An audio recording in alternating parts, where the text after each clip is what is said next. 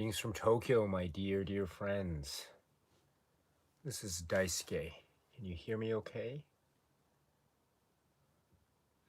We will get started in a moment with regard to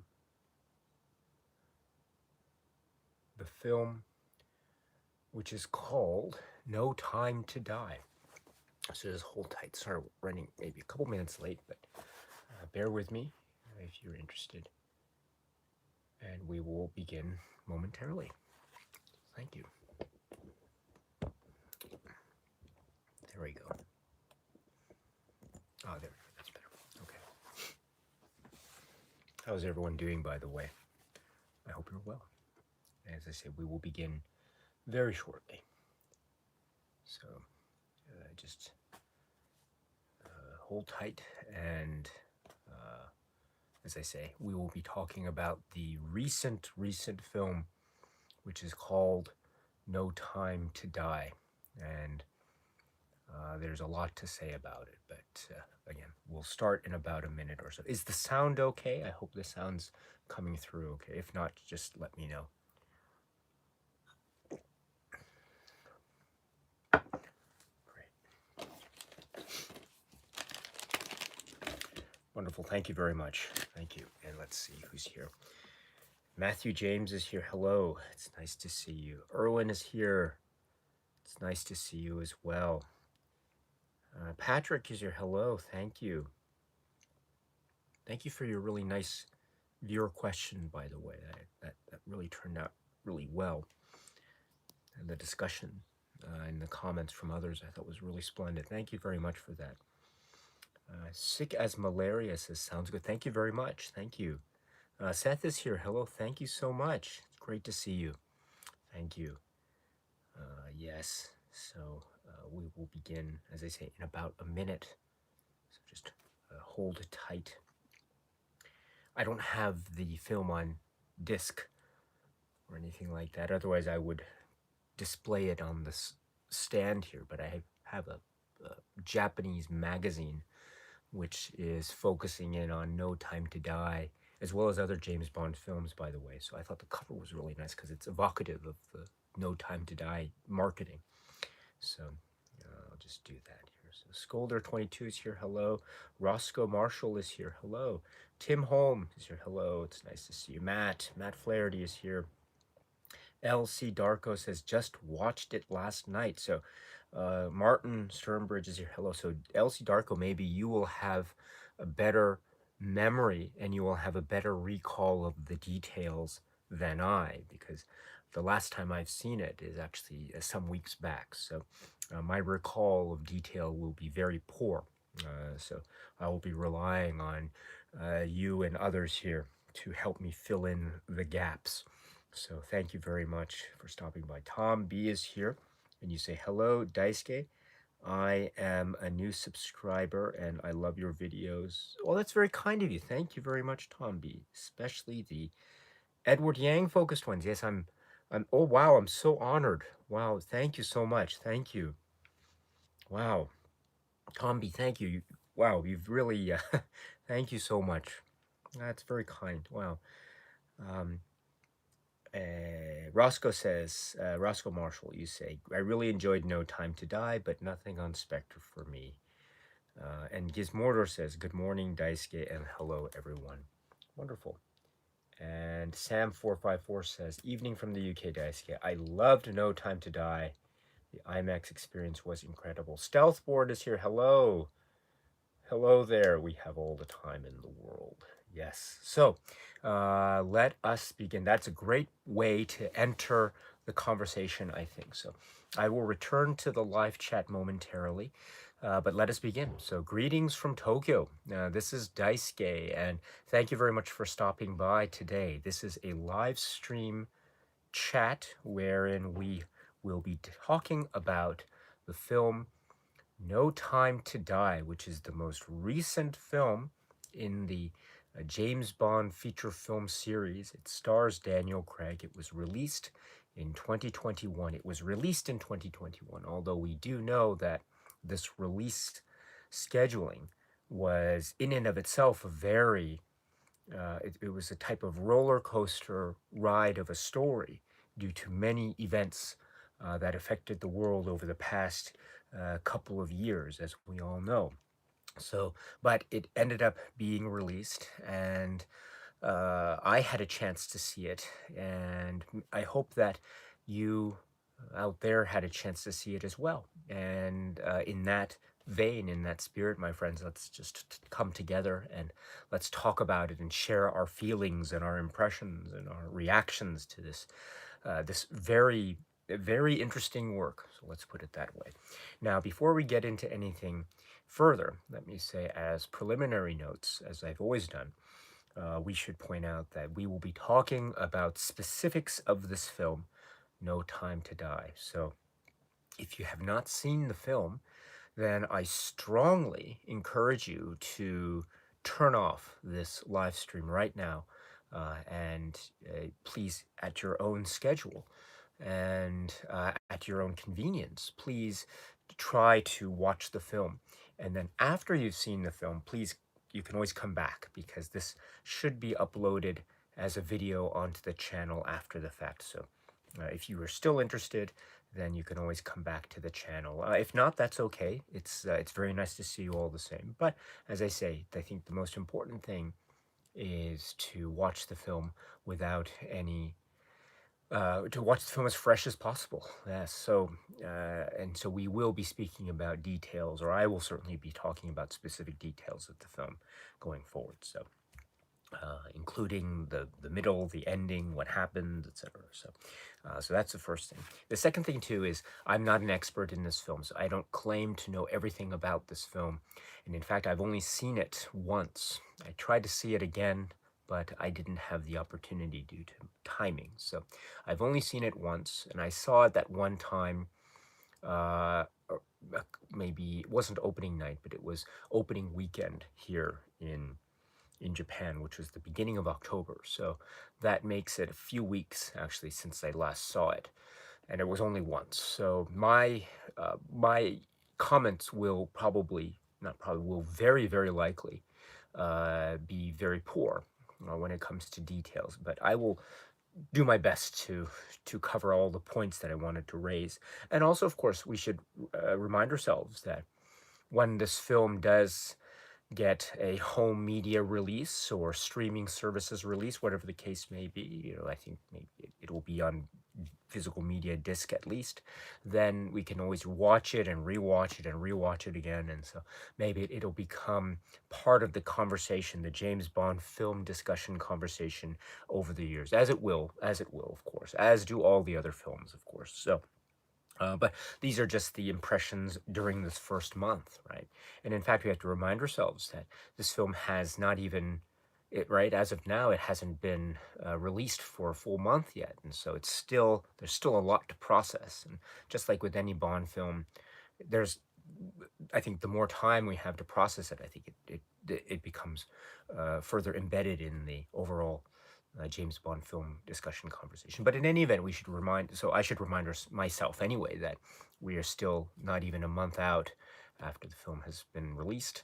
I haven't seen it more than once, but I will do my best to approach this conversation with as much clarity as possible, although I apologize in advance because I think my comments will be lacking in clarity, as they always are anyway. But in any event, that is my general approach today. And then, in that spirit, of course, I will be relying on you, my dear friends, for your input and your maybe corrections. If I make any mistakes or errors, please correct me all along the way, as well as, of course, your impressions of the film and the like. And so the live chat is available for you to talk. And so please feel free to share your comments with each other and talk with each other and use the live chat. And if you want to speak to me as well, that's fine. I will do my best to address everyone. If I miss your name by accident, please forgive me. It's known I didn't mean it, but I often do make mistakes and I overlook things. So please forgive me, but I will try to avoid such errors where possible. Also, if you have any questions for me of a No Time to Die related nature, then please forgive me. I might just skip over those questions because I do want to focus on this film and maybe preferably other Bond films or other Bond stories, I should say. And so, if you do want to ask me that same non-Bond related question, please feel free to leave a comment on a video somewhere, and I will do my best to get back to you. Uh, I will make all the efforts that I can to get back to you, of course. So. And then last but not least, I consider myself so fortunate and so lucky that I have all of you as this uh, space for a lot of your friendships and support and encouragement, and you've always been very kind and considerate, and you have always shown that same level and degree of kindness and consideration and support to others as well, even where there is disagreement or where there is maybe an error or something. You are always very kind to present your side and your take, as well as respecting others and other people's opinions. And so I'm always very appreciative of it. I have been since the very get-go, and I'm so grateful to you for that degree of courtesy and respect that you show. And so I thank you very much in advance for that same degree of courtesy and respect going forward here in the live chat or elsewhere. So thank you very much in advance for that. Thank you. Very much appreciated. Thank you so much. And I think that's it. So let us begin the conversation in earnest. So before we go any further, let me go back to the live chat and we will begin momentarily. So cheers, hello. You say perfect timing, Daisuke. Very excited to talk about it. Thank you. Walk on, always believe, says. Watch from England. I hope you're well. Thank you very much. Thank you. Thank you. Obscure uploads. Hello, you say, this is the first time I've seen any Japanese alphabet kanji in your room. Thank you. Yes, I began wondering if you're actually living in Tokyo. Yes, I am in Tokyo. I would say that not, this is just one corner of my room, but yes, that's right. This is a magazine with Japanese writing on it. So, um, yes, thank you very much for noticing. I appreciate it. Yes, actually, that's right. Maybe I don't feature any. Well, I don't have any. I mean, I don't necessarily have any Japanese lettering on the walls necessarily, but um, actually, maybe I do in the other room. But in any event, not in this room actually. No posters or anything like that. But thank you very much. It's always nice to see you, and I hope you're well. Put Alec Baldwin in jail, says hi Daisuke. Josh Birkin says, Daisuke, I love this film. Hello. Irwin says, I've seen it twice. Once in IMAX, which was an extra treat in terms of sound. Michael Mister says, hello, everyone. Brian Ryan says, hi, everyone. Whoops, I skipped. Let's see here. Um, let's see. Josh Birkin, how many Bond films have you seen? I think I've seen, if you're asking me, I think I've seen all of them, I think. So, Scrappy Coco says, not sure if it counts as a not no time to die related question, but will you ever do a stream discussing potential Bond candidates and your personal picks? Oh, yeah, that's a great question. I don't know if I'll do a live stream about that because I'm not so good with this sort of prediction stuff. But that's a very interesting question indeed. And you say also hi, Desk, and hi to you. It's nice to see you. Pete 1972 says, let's see. Josh Birkin, you love Bond coping it at the end. Okay, what do you say here? Getting bossed around by Captain Marvel's something film was a disgraceful mess that ruined Bond for modernity. Okay, that's a very good take to have as well, because I know this film is very much it's been described as a polarizing film, and I know people who really have taken who have not liked this film, and so I think that's very good, and I do want to address those as well. And you also say too, hi Daisuke, how are you doing, my good friend? It's so nice to see you. Hello. Anonymous Fowler says, good morning, Daisuke. Love your channel. Thank you very much. Erwin says, I thought was a very satisfying end to the Craig era. I'm really curious as to how they will continue the Bond series. Oh, damn fool, idealistic crusader says, hello everyone. Amazing to think the end of the Bond live streams times it perfectly to discuss No Time to Die. Yes. Let's see. Josh says to Pete, not sure what you're talking about. Fukunaga directed a masterful film. Tim says, I was left shaken and stirred by No Time to Die. And let's see. Due to time issues, says Irwin, I managed to miss the end of the final credits twice. Oh, yes, that's a really good point to raise, because there is something that happens at the very end of the credits. So it's really, yeah, it's a kind of a key sentence that occurs at the very end. So and then so Seth Walsh says, I'm a fan of Daniel Craig as James Bond. I think he is really cool, and there are things I could compliment about this film, but I was overall disappointed, and this is my least favorite of the Craig 007s. Yes. And let's see here, just scrolling down. Matthew says it's definitely a polarizing film, but let's be respectful of one another. Yes, well said.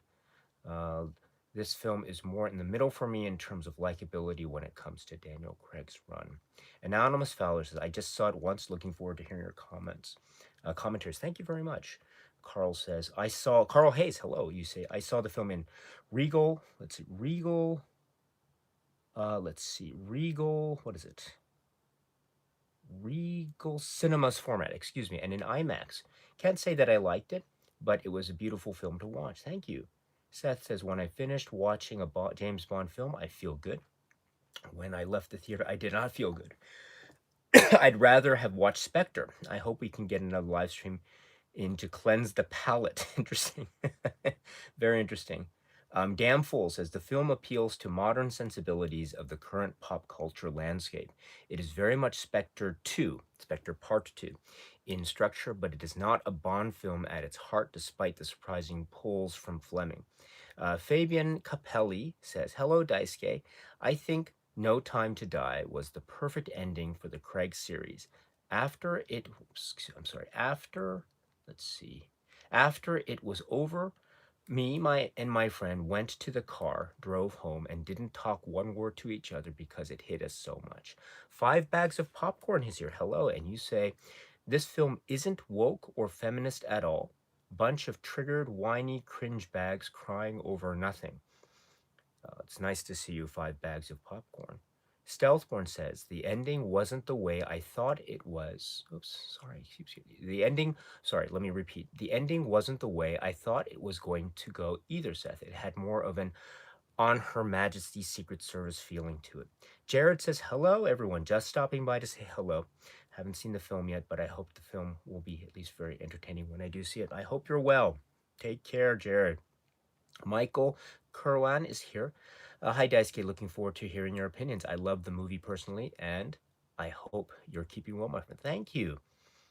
Let's see. Miles Jurashin is here. I hope I pronounced that correctly. Sorry, Miles, if I didn't. And you say, OMG, I just discovered you yesterday. You're so relaxing to watch. Well, thank you very much, Miles. That's very kind. Thank you. Matthew says, agreed with the On Her Majesty's feeling. Very intentional due to the music and all the time in the world. I found it very interesting. And Matt Flaherty says, the film was a very good experience. I'll give it a 9 out of 10. Dr. 13, with the film being delayed almost 2 years, it's not surprising. It might not live up to expectations. And Pete 1972 says, those modern sensibilities are part of what makes the film so deeply offensive. It only seeked to have deep hatred for what people loved about Bond in terms of his masculinity and charm. And Matthew G. No Time to Die is an excellent movie, but I do agree with a lot of hardcore fans when they say it takes away the escapism that Bond never fails to provide. The ending was far too dark. Josh Birkin, the No Time to Die was the perfect ending for the Craig Bond era. Daniel Craig was always a subversive Bond, and No Time to Die is a very subversive Bond film. Let's see. Chiggers, I don't think this is the best Craig film, but I did very much enjoy it. Are we to discuss spoilers in the discussion? Yes, yes, it is fair game to talk about specifics here. And so, let's see. Miles says, "You're one of the only people in my whole life to pronounce my last name correctly." Oh, I'm glad I'm glad I got it correct. So, thank you very much for checking that. William Somerset is here. Hello, and you say, "I had mixed feelings about it. A well-made telling of a non-Bond type story with a villain who made no real sense." And excuse me, sorry. And Luke99 says, "Good morning from Italy, Daisuke. It's midnight here." Oh, I'm so sorry. It's so late for you. I hope you're well. Let's see. Brian Real says, "Hello, Brian. To me, No Time to Die was a fitting send-off to Craig's Bond. Looking forward to the next actor to fill the suit." Zay Moderno is here. It's nice to see you. And so, let's see. Um, Seth Wall says they need to hang up the 007 jersey after this one. To think that they actually killed the character. I did like the scenes of Bond drinking the martinis and tossing them to the side. Yes, with Paloma, the character, right? Um, I like those particular scenes as well. Let's see. Scrolling down here. 5 bags. Popcorn says Daisuke saying, quote, "cringe bags." Yes. Dr. 13. Do any of the Bond villains make any sense? Some of them do, I think. I think some of them. Some of them I do admit. It's a little bit hard for me to keep up with the plot itself, but a number of them do, I would say. Um, and then, of course, also there is, of course, like I mean, the motivations. Of course, these are very like there's that kind of dynamic of the quote unquote Bond villain sort of, a viewpoint of the world or what it is that person or that character wants to achieve. So, in any event, so let's see. So let me just now just stop. So thank you very much. I will return to the live chat momentarily, but now let me just share just some general thoughts about the film that I have. And so, where do I begin? So as we know, the I'm should say first that just in case, I have approached the Bond films overall in terms of loving the Bond films ever since I was a kid, growing up, watching them on TV, hearing about them from my parents. Discovering the Roger Moore era in the mid 80s.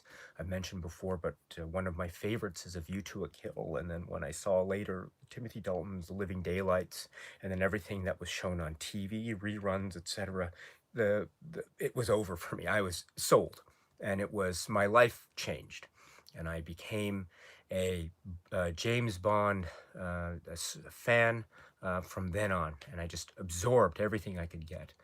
And it's been like that ever since. And so it's been my great honor to be able to just try to share in my very maybe crude and ineptly expressed way, to try to express just a little bit as to why I feel this way about each of the films. Now, of course, that doesn't mean that I like all the films the same, everything, or it's like, there are things where I see maybe it doesn't quite work for me. I don't quite understand what's going on here. But I'm saying overall, I've always had a great time with these films, and I always will, I think. And then I have mentioned too that there are a lot of highlights, a lot of high points for me in what's called the so-called Daniel Craig era of James Bond films, beginning with Casino Royale and then Quantum of Solace, Skyfall, Spectre, leading up to this film, of course. So I do feel a lot of enthusiasm for this particular run.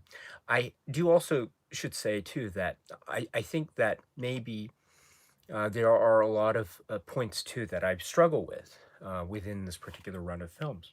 And so, and I do understand, well, and I should say for me too, that there is something of a, there's something of a feeling of, say, well, I should say too, Daniel Craig is probably, I don't have that, say, connection to the Daniel Craig films directly, like, say, I have a connection to say, the Roger Moore films, in particular the later era, the 80s Roger Moore films, or the Timothy Dalton films. And that's because I grew up with those films. When I was a kid, I just watched those films. Those are the first films I ever saw. So I can imagine that if the Daniel Craig films were the films that I was growing up with, then I could imagine that that would be something that I would be the most connected to. So, but that's just where I'm coming from in terms of my age, in terms of how I first entered the world of the Bond entertainments, right? So, but that doesn't mean that I don't like those films. In fact, I do enjoy them. And as I say, while I might struggle with a lot of points of them, or certain points of them, I do try to watch them and try to get as much as I can out of them. Case in point, I have expressed my there have been some, say, struggles that I've had with respect to the film Spectre.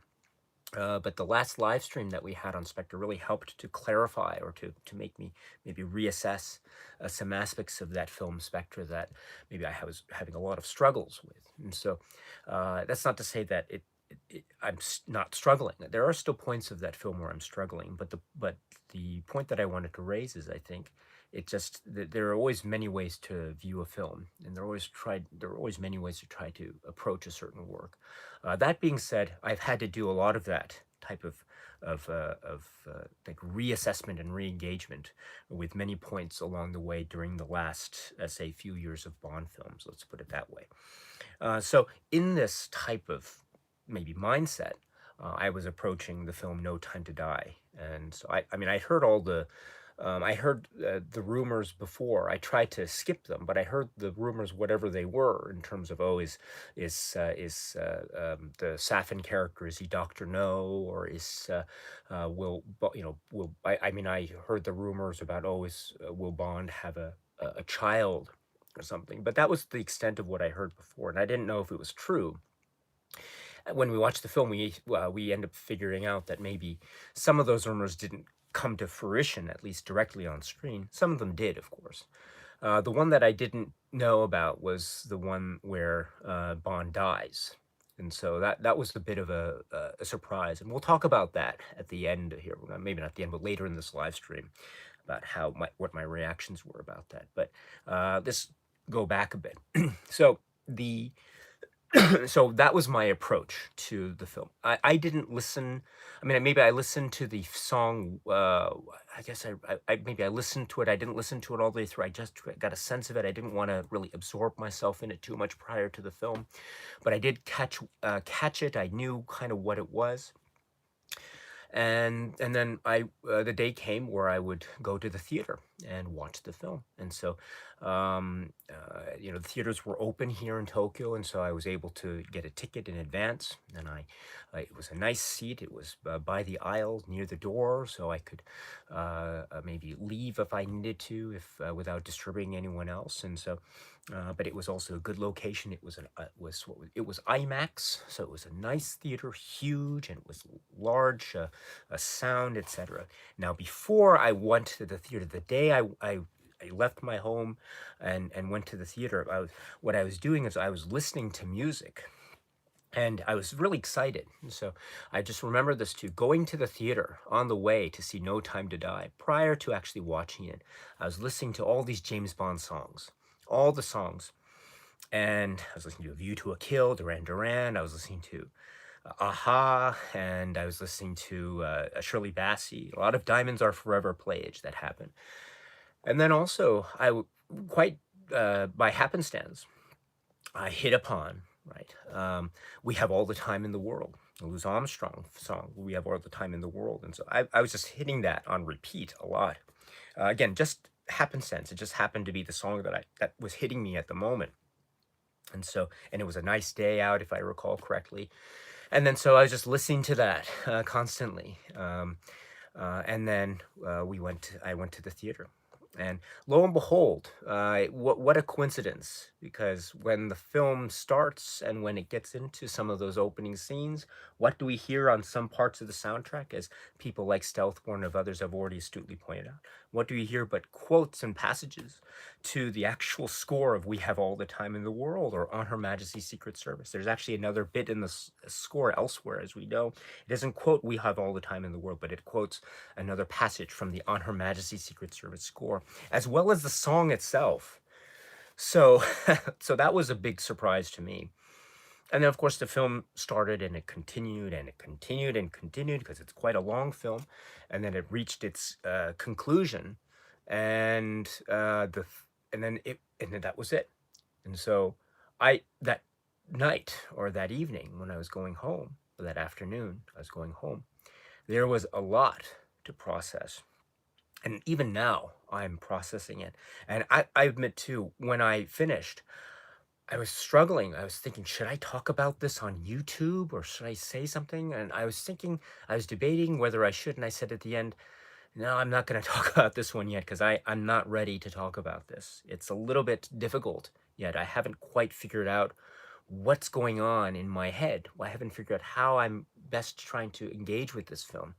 And even now, there are really points that I'm wholly struggling with. And there are points where I'm thinking, does that really work for me or doesn't? I'm not sure. I'm listening to a lot of the engagement and the conversations, and I'm seeing a lot of very well thought out points that are being raised, both in support and maybe in light of criticism of the film.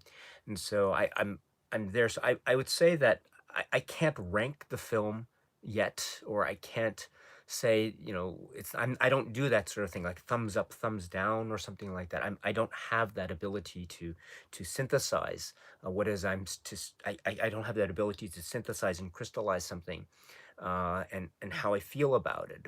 I tend to be very verbose in this, and I apologize for that. But I guess the point is, I'm struggling with this too, and I have points which I think are really quite well brought out. But then there are other points too. I'm thinking, what's going on here? And then I try to think overall about those points and how it figures into, again, my overall view of the Daniel Craig era. And that's why I brought it up at the beginning.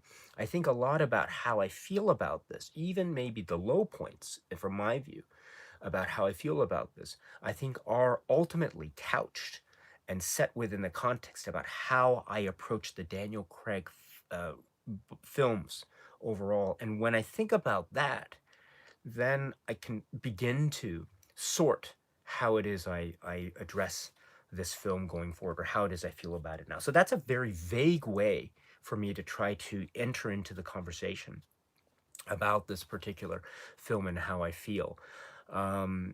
So now let me just go into just some specifics first, and then I'll try to go back to the live chat. Now, uh, a lot has been said. A lot has been said that the Daniel Craig run of films is its own, say, a timeline. It's its own universe of films. In other words, this James Bond character played by Daniel Craig is not the same continuity that we have seen in other representations and in other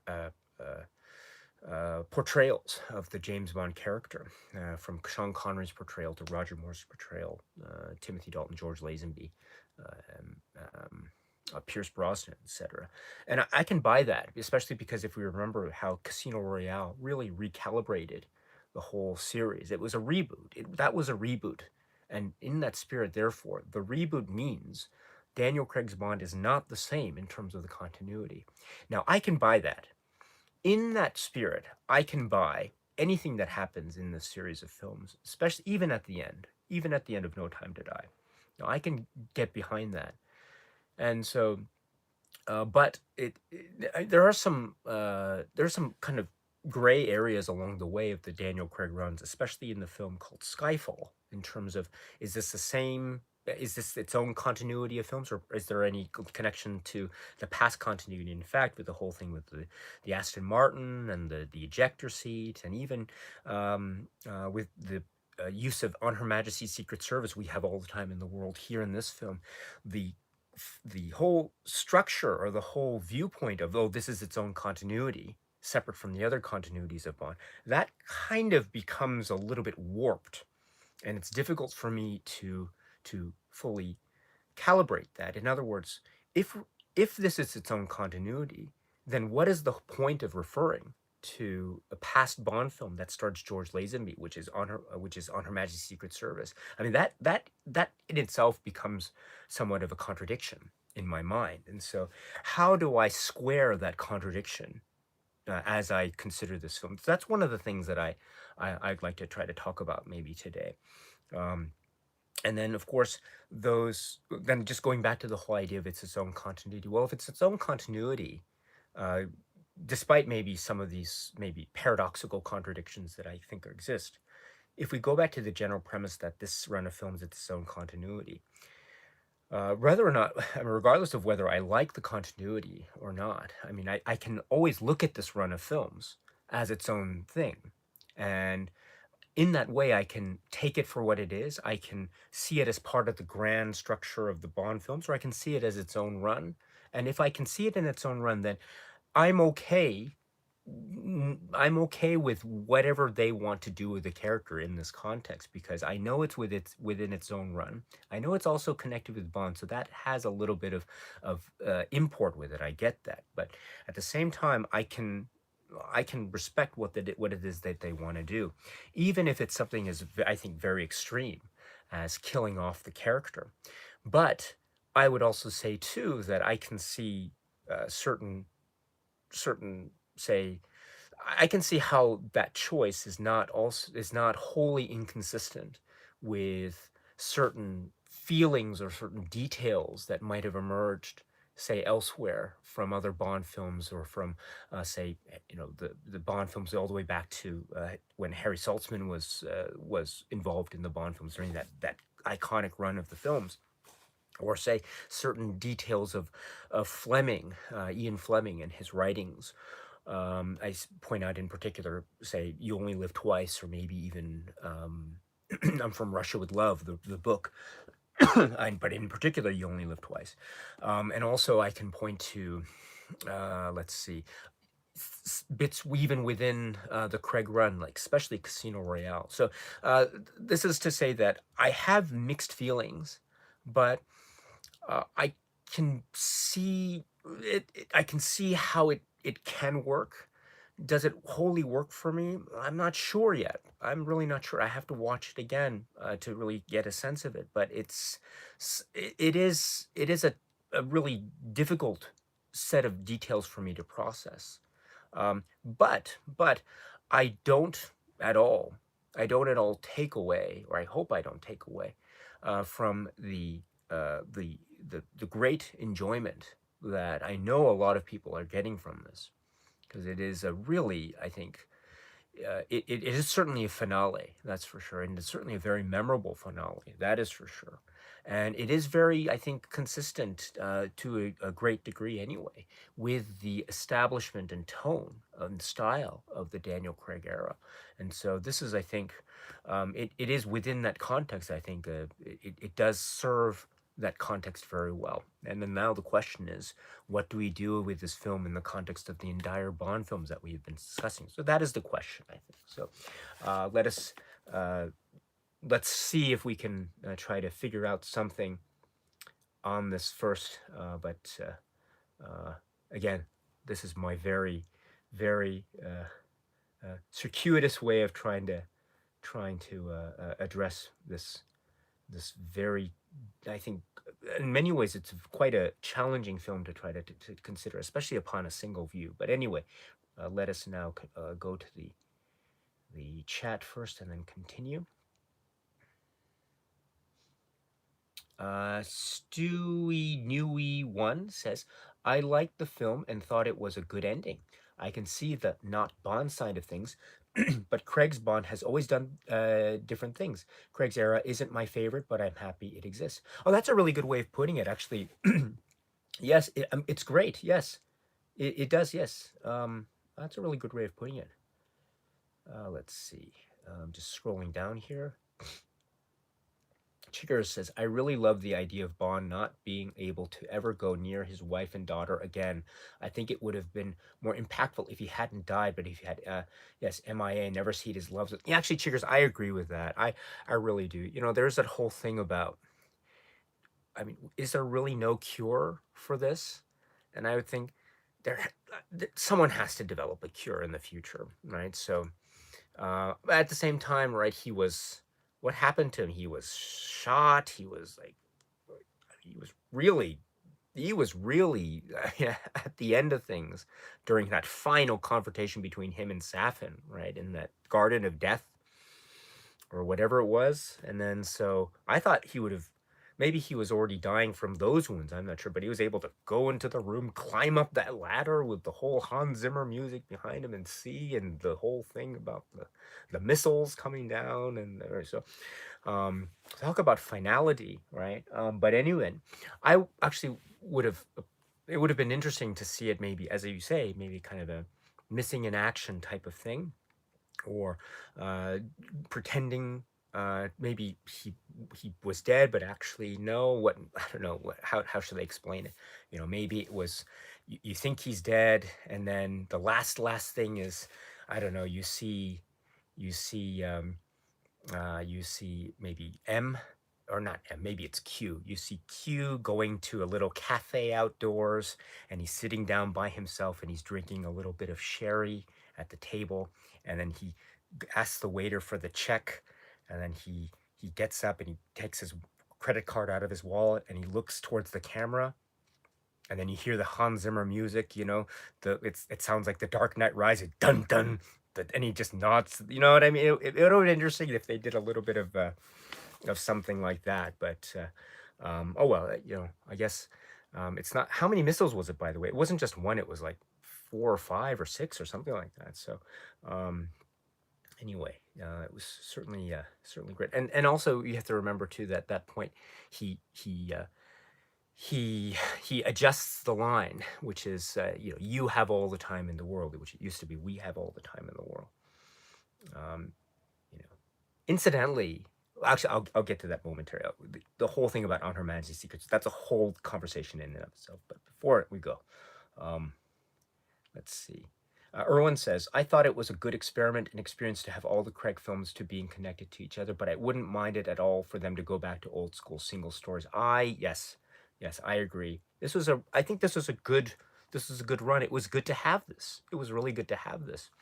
And so that means for fans going forward, if you want to have this type of cycle of films, they're there, and you can have it. I think you can enjoy it. If it's not your cup of tea, there are other films in the cycle, in the whole series, that you can go back to. And so um I always feel that way about what are known as like franchise films or series of films.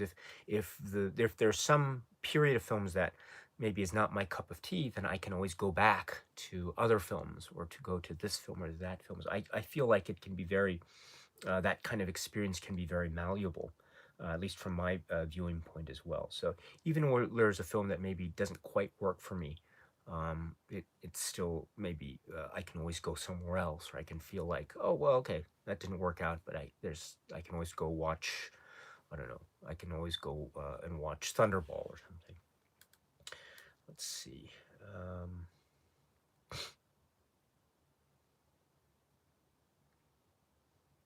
William Somerset says the Craig arrow is really James Bourne. Stealthborn says Quantum of Solace was a bit challenging, though part of it that has to do with the writer's strike. Yes. So scroll down. Damn Fool says Bond does not give up. The ending was poorly conceived and executed. If anything, the ending should have been the other way around, with Madeline and her child dying, adding genuine emotional weight. That is a very interesting point, Damfool. And actually, this goes towards, I think, one of key, the key points of this film, which is right, what like the death of Bond, and what that means. And what I think Damn Fool is bringing up is a really good point, which is this could suggest that he is giving up. There's an almost air of maybe just what's the phrase, throwing in the towel type of vibe to it, which is completely, one could say, against or completely anathema, right?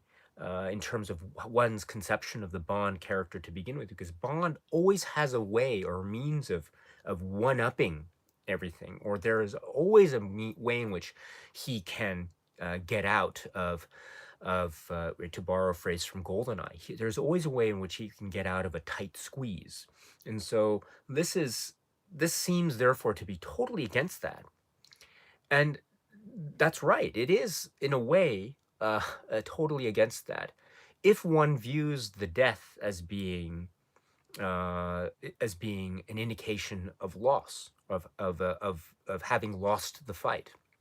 There are some views, of course, that can look at this point in the context of the drama and think this death is actually the ultimate victory, because it, for him anyway, and from his perspective, it means life going forward for those people he loves, his family, or as he says it in the film, this is his family, right? So, or something like, right? So the way he mumbles it in a very interesting way. I think Mark Kermode, in his review of this film, or in his number of reviews, mentions this particular detail as well, about he refers to his own family. But again, what happens, right? What is this point of death? Is it a point of having given up, or is it a point of ultimate achievement? And I think, again, it depends on one's perspective, and it could be argued that, again, in the context of the drama, especially the subjective viewpoint of Bond at that given point in time, maybe it could be seen as the ultimate form of a type of, maybe achievement is not the right word, victory is not the right word, but a type of thing that is not defeat, but rather it's some kind of solace, perhaps. In that way, perhaps this is more than just a quantum of solace. Maybe this is a large, a heaping teaspoon of that sort of thing, or maybe it's a type of feeling of not satisfaction, but a sense of not resignment, but also just a sense of something that is not defeat. Where's my thesaurus when I need it, right? So the idea that it is not a signal of defeat, but maybe it's something more affirming. Now, whether you buy that interpretation or not, it's up to you. I'm not. I've mentioned that I'm not sure if I buy that interpretation myself either, yet, to be perfectly honest. But I think it's one way of potentially looking at that point. And indeed, you look at his face at the very end, that close up before the thing all goes, flashed from the explosion. You can get a sense of that, a type of feeling of this is a type of affirmation of something. Again, it, have we ever seen this before in another Bond film? No, we haven't. So, but right, uh, that's what it is about films like this. There's always, I think, I think there's a certain there could be a certain way of viewing it, but again, it is, I think, perhaps the most controversial point of the film. Seth says, this was a sad way to send off Daniel Craig, in my opinion. He deserved a Bond theme ending with him in the driver's seat of a cool car, at least. Yes, and in that way, as you mentioned, Seth, what this does is it actually makes Spectre, that film that came before, and which right, has that ending, I think, that you're referring to. It makes Spectre, I think, in many ways, a more sort of, say, it gives it that more satisfactory oomph ending feel, and in an interesting way. And I've mentioned my misgivings personally about the film Spectre, although I am coming around on some parts of it.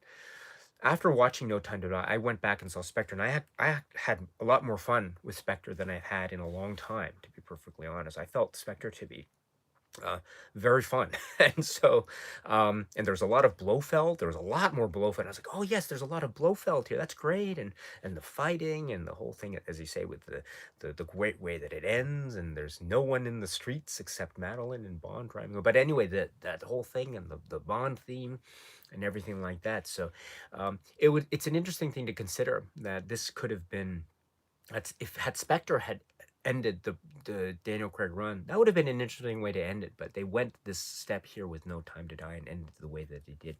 It is a kind of somber way to end it too, And I must admit too that for a while I couldn't listen to the Billie Eilish song "No Time to Die" after, because when I listen to it, it's a song that I can't listen to on repeat because it makes me feel very sad. I think it's a very good song. It's very effective. The lyrics are clever, and there are little bits of the, what this is the blood that you own. Like, this is all the blood that I own, or something. I can't do the lyrics justice, of course. But I think the way that I feel about the song is very much in parallel with what you're saying here too, Seth. Which is, there's a lot of great stuff in it, but like if I listen to it again or if I watch it again, I'm just gonna become sad.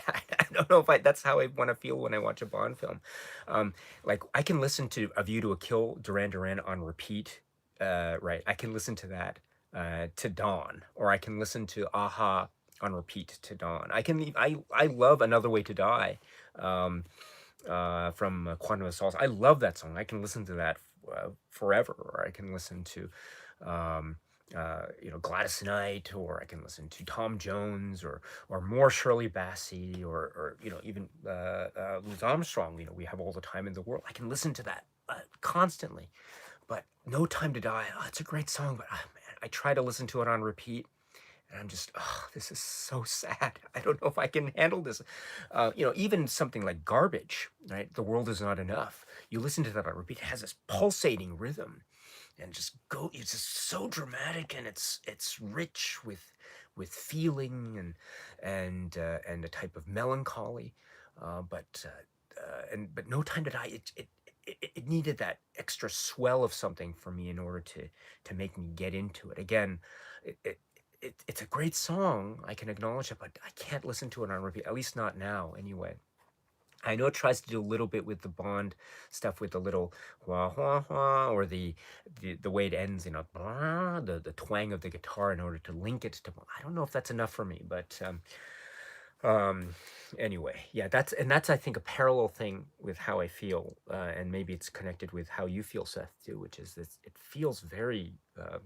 I feel very sad when I try to think about it, like, but and but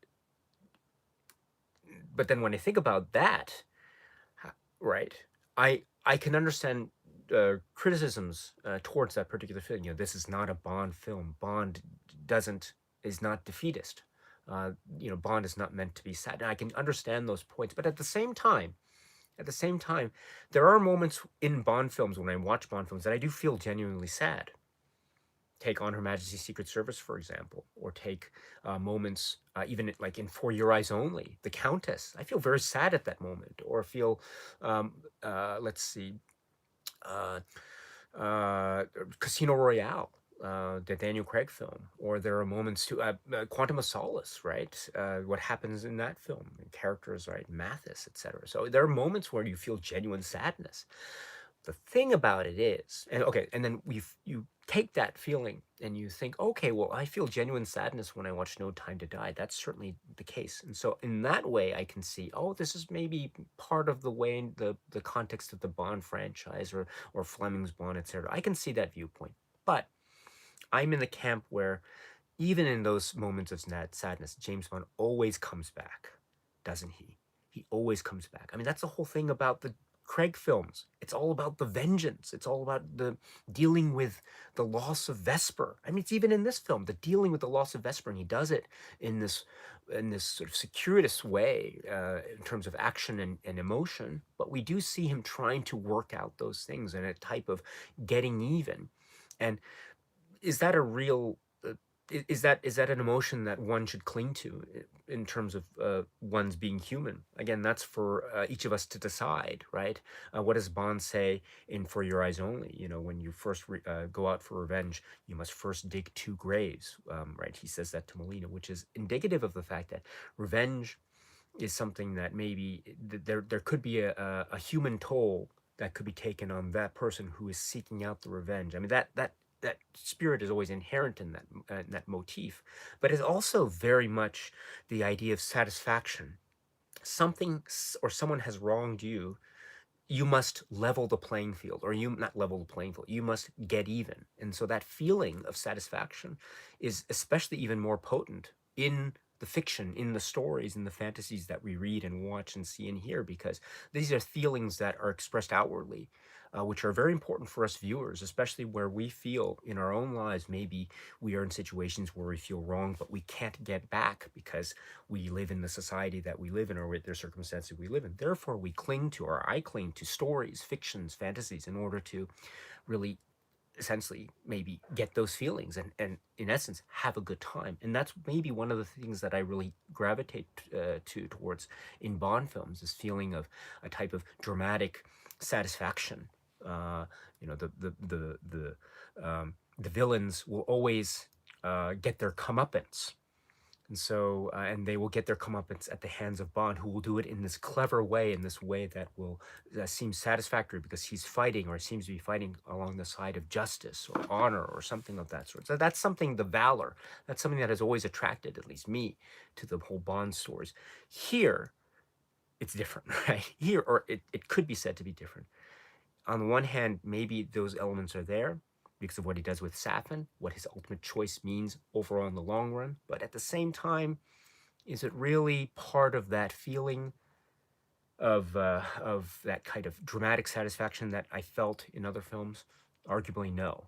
So, but then I go back one step further and say, even if I feel that way, that doesn't mean that the Bond films are right. I can always go back to other Bond films and get my feeling of, say, viewer satisfaction elsewhere from that point. But in any event, yeah. So so this is. I'm sorry to belabor the point, but just to take another step back, this whole thing of going from step to step to step to step in my head. This is the reason why I couldn't speak about the film at the when I first saw it, and even now my feelings are kind of jumbled because it's really confusing for me. There's still so much for me to process, but um, in any event, that's the state of my feeling in my mind, at least maybe in relation to how the death of Bond figures into this film, and then my view of the films overall. Let's see. Here we go. Damfool says, but the usage of direct On Her Majesty's Secret Service references was much too far and out of place. Carl Hayes says, that's a great point, damn fool. Yeah, I have to, yeah. Okay, I have to address this too. This is On Her Majesty's Secret Service. Okay, so the I have, again, like with a lot of things, I have mixed reactions as well to the use of On Her Majesty's Secret Service and the use to read We Have All the Time in the World. On the one hand, you always get this kick, or I do. I get this kick in the theater whenever, or when I'm watching a movie for the first time, or a Bond film for the first time, when I'm saying, like, you know, I think the what is it? Oh, it's a reference to a theme, a music, and I recognize that reference. And oh, it's a reference to a film that I really enjoy, On Her Majesty's Secret Service. I love this film. Right? But and I must admit too that when I first heard it, when you see the shot of the car driving, I think it's in Italy, right, with Madeline and Bond at the very beginning, and he's right, and it gets there, and it even looks like a particular key moment in On Her Majesty's Secret Service along the coast there, etc. Driving an Aston Martin. I don't think it's this right, but in any event, so I got that immediate thrill. Oh wow, they're going to use On Her Majesty's, right? But then it sank in, and I thought, is this really is this really something that will work with this film? Because of what I was mentioning earlier, which is, if this series of Bond films is its own continuity, using On Her Majesty's Secret Service and actually referring directly to We Have All the Time in the World, this carries with it so much import and so much significance and meaning. As we know, this equals the love that Bond had, the love, arguably the love of his life, perhaps, Tracy. Bond and Tracy from On Her Majesty's Secret Service. This is one of the key moments. It could probably be the key moment in the cycle of films leading up to, even up through The World Is Not Enough and Die Another Day. one could say that, in fact, have you ever lost a loved one, Mr. Bond? Right, is what Elektra asks to Bond. And you notice Pierce Brosnan's Bond in that film hesitates. And that moment of hesitation gives room for the interpretation that maybe even in the world of Pierce Brosnan, there is some hint of, dare I say it, the specter of that relationship that was the relationship between Bond and Tracy. But that feeling is perfectly embodied in the song and in the tune and in the music, We Have All the Time in the World. Therefore, the song, We Have All the Time in the World, has with it so much significance. I can't emphasize this enough. This song has so much significance because of that relationship. Now, to use that song here in No Time to Die has, I think it's meant to evoke two things. First, it's meant to say that this Bond is going to remind us that this is a James Bond film. In fact, On Her Majesty's was one of the classic James Bond films, so it has that feeling. Also, it's that feeling of melancholy, because we know, too, that We Have All the Time in the World has with it, or carries with it, that great tragedy of loss and death. And so that feeling of tragedy, of loss and death, could be said to be carried over into this film, No Time to Die, thus making it spiritually and thematically equal or linked to On Her Majesty's Secret Service. So I think that's what they were going for, the filmmakers, what they were going for. It's tough. It's really tough. It's tough. I mean, you know, I mentioned this in a discussion elsewhere, private discussion elsewhere, but the way I thought about it was, it's like, if you're if you're in love, or if you're in a really serious relationship with someone and you share a lot of things with someone, boyfriend, girlfriend, close, intimate relationship with someone, spouse or whatever, right? So, that close, intimate relationship, and during that period of your relationship, you share a lot of things, a lot of memories, a lot of experiences. You also play music. Sometimes if you have a former relationship, you have songs. These are our songs. These are the songs that you played because they were part of your relationship. And then for whatever reason, the relationship ends. You break up or something. And then sometime later, you get into another relationship. You meet someone else, and you have maybe different experiences, but you're feeling very close, intimate. I don't know about you, but I I don't I probably wouldn't play the same song in that new relationship that I used to play in the old relationship. Those songs in my former relationships, those are special to those memories of my former relationships. But now in this new relationship, maybe I'll play different songs. It feels for me a little bit maybe out of place if I'm going to use the same songs that I had in the former relationship and use them now, or play them in my new relationship. So, this is how I feel about the use of We Have All the Time in the World. I can understand why they want to play it here, but at the same time, it feels like this is a song that belongs with like a past relationship. It doesn't.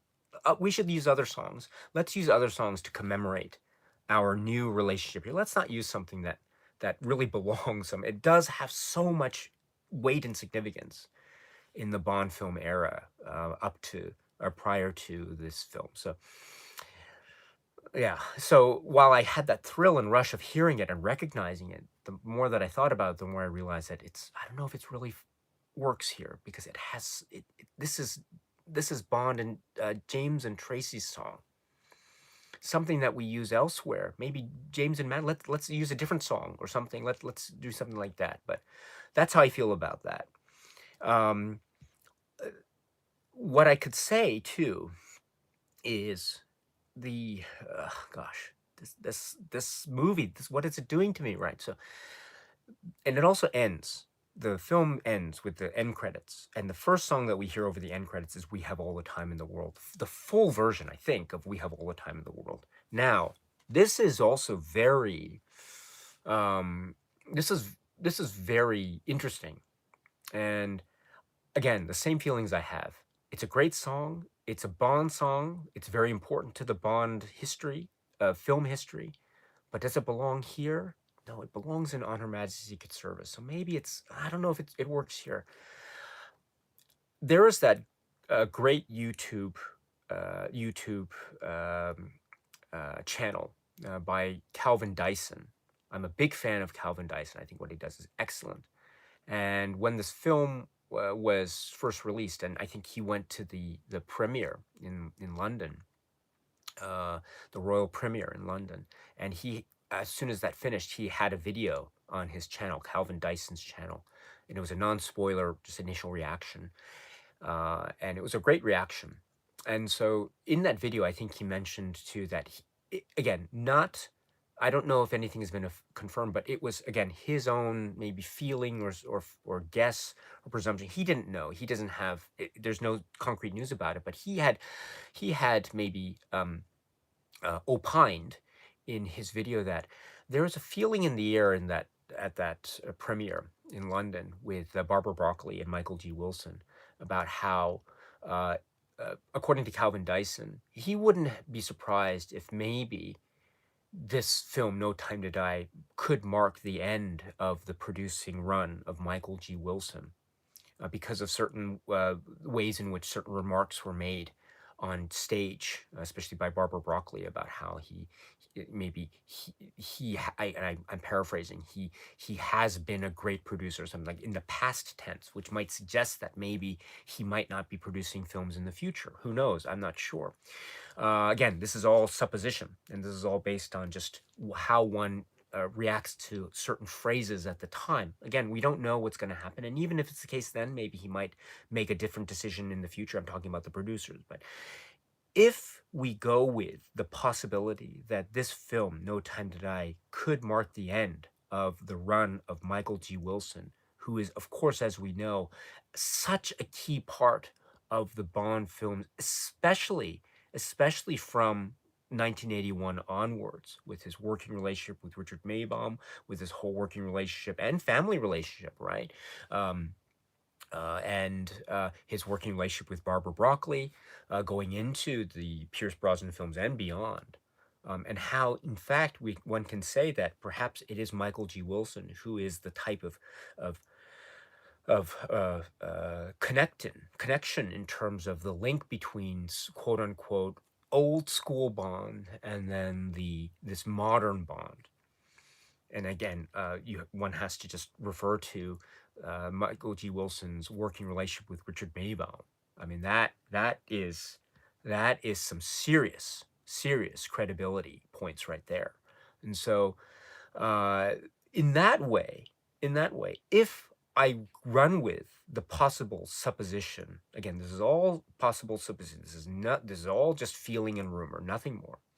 But if I run with the possibility that this is Michael G. Wilson's last producing effort in the Bond film series, I wouldn't be surprised. Let me put it this way. I wouldn't be surprised if the choice of the use of We Have All the Time in the World, and in particular the choice of the use of We Have All the Time in the World over the end credits, was Michael G. Wilson's choice. I wouldn't be surprised if that was the case, because if that is the case, then that would be a very fitting way to end. And I say I have misgivings about connections with the past that runs askew, that runs amok with the whole idea of its own continuity, but there are links to the past that doesn't make sense. It's a contradiction. That's what I said. But as a fitting kind of tribute to all the legacy of Bond and all of the work that all these people have put into, and Barbara Broccoli is there as well. But right, I mentioned Michael G. Wilson here. If that is the case, then I can go with that. I can go with the use of this song in that sense, and I can go with this running amok with the continuity stuff, because because of all the work and just the detail and all the efforts that Michael G. Wilson has put in, and everyone else who has been part of the legacy from the very beginning. In that way, I can go with it. So that's a long. I did a lot of almost maybe just I tried my best. Maybe it was maybe a bit too much, trying to force my way into trying to accept the use of honor of we have all the time in the world here. And so again, it's a bit the ground is a bit shaky in terms of that foundation, and so I'm still maybe on the side of I prefer not to have heard it in this film, but still, I can probably again, if one surmises in this way, if we see it in terms of the long game of people like Michael G. Wilson who have been there since the early days, and in particular, in a very significant kind of driver's seat position. Well, when it comes to For Your Eyes Only with Richard Maybaum, and thus the connections with Ian Fleming, because we also know that he has a certain respect for the story and story details right back to the creator, Ian Fleming. And so if we remember that, we think, my goodness, this use of the song could potentially be that ultimate link between the legacy of Bond, right, the quote unquote old school Bond of the past, the up to date modern Bond of Craig, and also the Bond of Ian Fleming. So, is that going too far? Am I overthinking it? I don't know. Perhaps I am. But again, we shall see. And again, more views of this, I think, will be very necessary again when the Blu-ray or whatever comes out. Incidentally, too, I should point out that um, I mentioned this elsewhere too. Is if I were in a movie, if I were a movie character, and someone says to me, like I'm in a car and someone's driving, we're having a good time. Hey, Daisuke, it's a great day. The sun's shining. I'm like, yeah, it's great. It's so much fun. Oh, let's I'm drinking coffee. I'm having a great time. And if the driver, let's say I'm in a film and Daniel Craig is there or something, and I'm there, and Leah Seydoux is also there, and they're driving. We're having a good time. The scene's like we're driving to a picnic or something, and so this is Daisuke and Daniel Craig and Leah Seydoux drive to a picnic. That's the name of the movie, and we're having a good time. And the scene is scene three. Uh, Daniel Craig and Leah Seydoux and Daisuke are driving to the picnic location, and on the way they're having a little dialogue or there's a scene, and then I'm saying, oh, this is great coffee. Oh, Daniel, you're driving really well. Yeah. Oh, it's a really nice day. I really like driving. How are you doing, Leah Seydoux? He says, oh, I'm great. It's a really nice day. The window's down, and I'm having a good time. And I'm like, oh, this is wonderful. I'm just enjoying myself, and leaning back, and just feeling the breeze hit my face. And then suddenly Daniel Craig says, this is wonderful. And he looks at his watch. Oh, this is great. We're making great time. We have all the time in the world.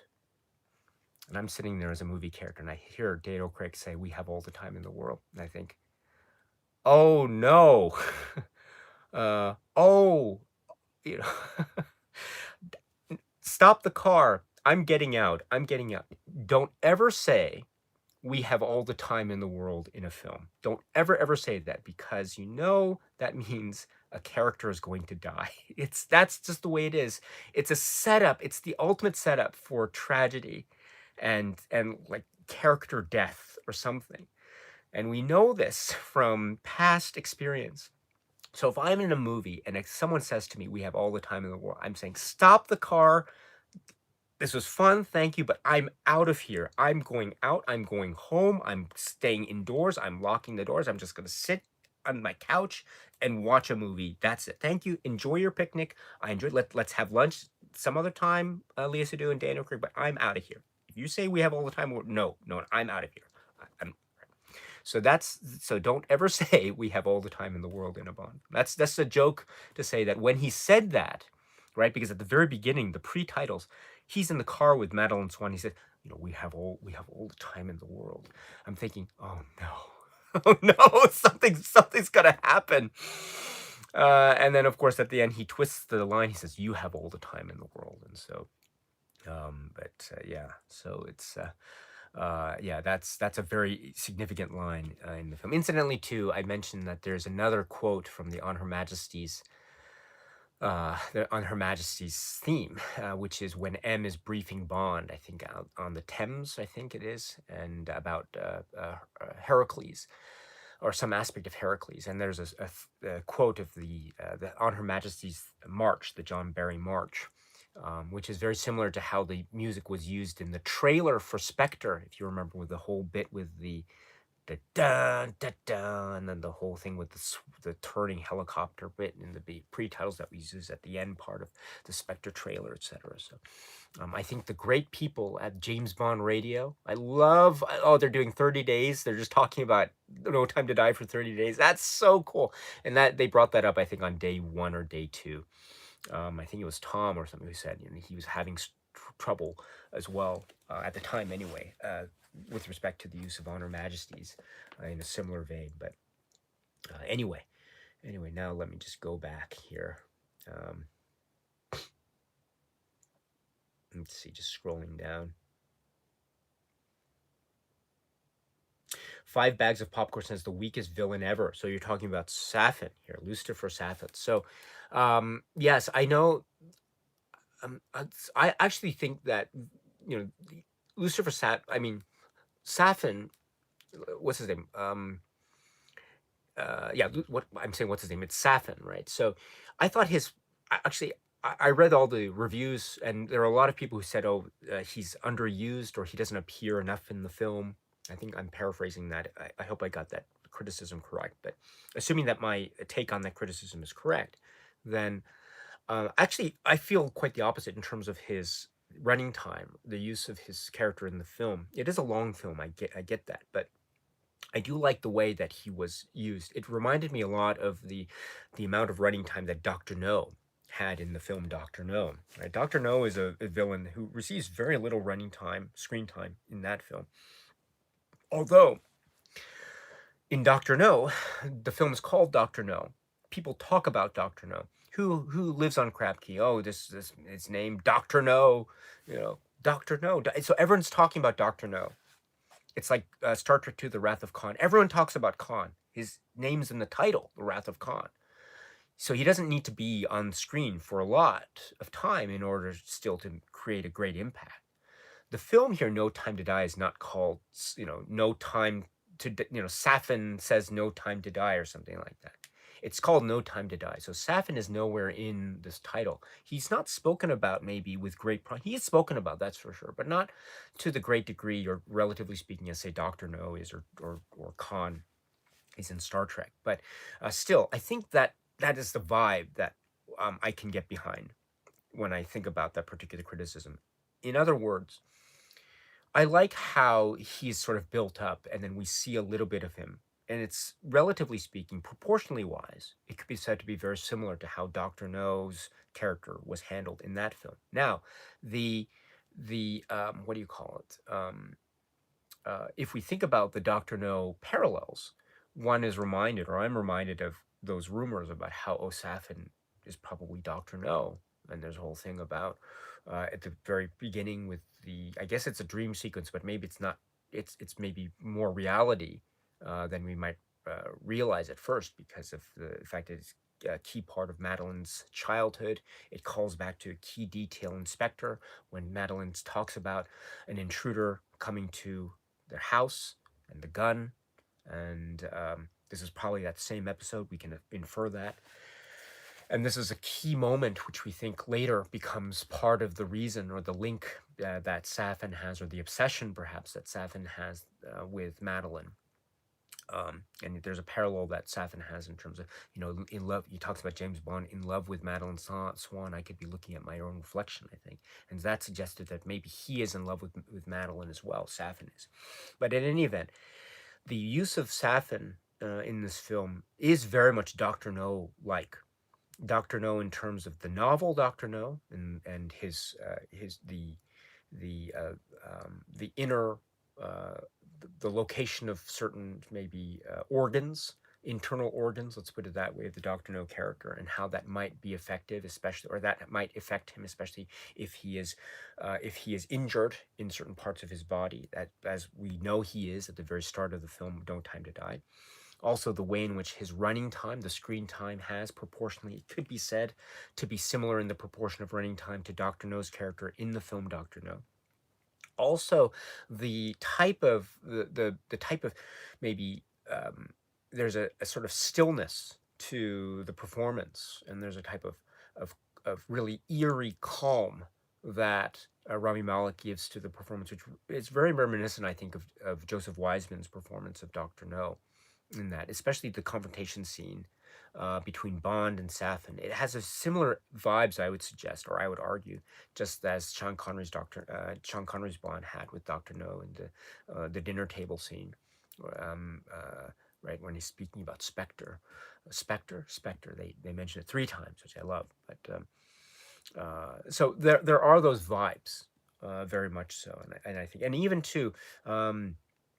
It's not the character of Dr. No per se, but if you remember the film Dr. No, early on in that film, there's a scene in Pussfeller's club at night, and um, Quarrel and Bond and Felix Leiter are talking about Crab Key, and then suddenly the photographer is there, and then she is struggling, and they're talking about, don't take photos, and then she takes a flash bulb and she just scrapes the side of Coral's face. Remember that? And he's like, "Oh, we're gonna get nothing out of her. You want me to break her arm?" That sort of thing. So that was a pretty shocking moment. She scrapes him on the side. He sees, and there's lots of blood on his fingers, etc.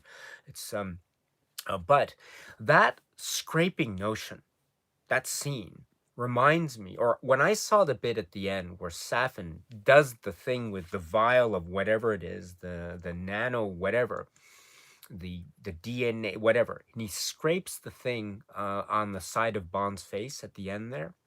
That reminded me a lot of that moment in Doctor No with the photographer and Quarrel's face. And so I don't know if it was done on purpose, maybe not, who knows? But that motion, and with all the Doctor No character vibes that I was feeling up to that point, that was sort of that kind of felt like a nice icing on the cake, in a manner of speaking. So I'm sure there are others, and there are actually other callbacks. And again, that I don't know if it was done on purpose or not. Oh, there's also well, actually, I'll forget that. But um, uh, what was I saying? What was I saying? Just forgot what I was about to say. Oh yes, so whether that was on purpose or not, the possible links between this film and Doctor No, that also could be something that maybe the more I think about it, the more I realize that maybe that is something that is going against continuity. The idea of, if this is its own independent continuity, then how do we square that with these seemingly maybe passive callbacks? Let's put it that way, whether on purpose or not. These passive callbacks with a past film, Dr. No, the first in the Eon run of films. So again, it's more food for thought in terms of my own approach and viewpoint to the film. But in any event, I think, very interesting stuff. But I do understand the criticism that it feels like a maybe an underused villain, and in fact, the plot feels very uh, like yeah, maybe. Well, actually, let me stop myself and just continue on with the chat here. Just scrolling down here, just in the interest of time. There's a lot more to talk about. Um, let's see, just scrolling down. Let's see.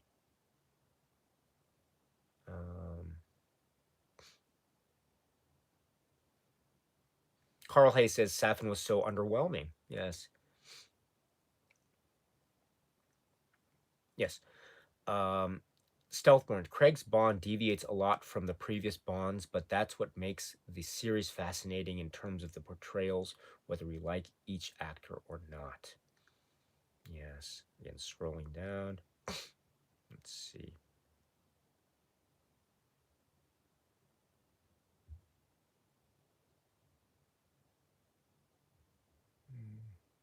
Again. Stewie Newey one says, my main complaints were the song, the villain, some of the classic, at this point, Craig era melodrama, and the writing pace of the last third act, I think. Yes. Kevin O'Connell's here, and you say, I think the pre-titles is one of the best in the series. Okay. Bond leaving Madeline echoes Fleming, and the part where he tackles the man off the bike reminds me of the old Connery fights. Brutal. Into Grace here. Hello. It's nice to see you. Patrick says, it's good to hear your personal relationship with the 007 movies. I was never a fan, but watching No Time to Die, I realized they feel like fantasy. Cars, beautiful women, villains, remote locations. Looking through that lens of fantasy, I finally understood the value in the perfect world of Bond. I'd like to hear more of your thoughts today. So thank you very much. All right.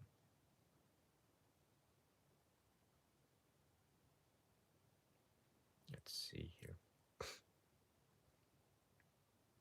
Scrolling down.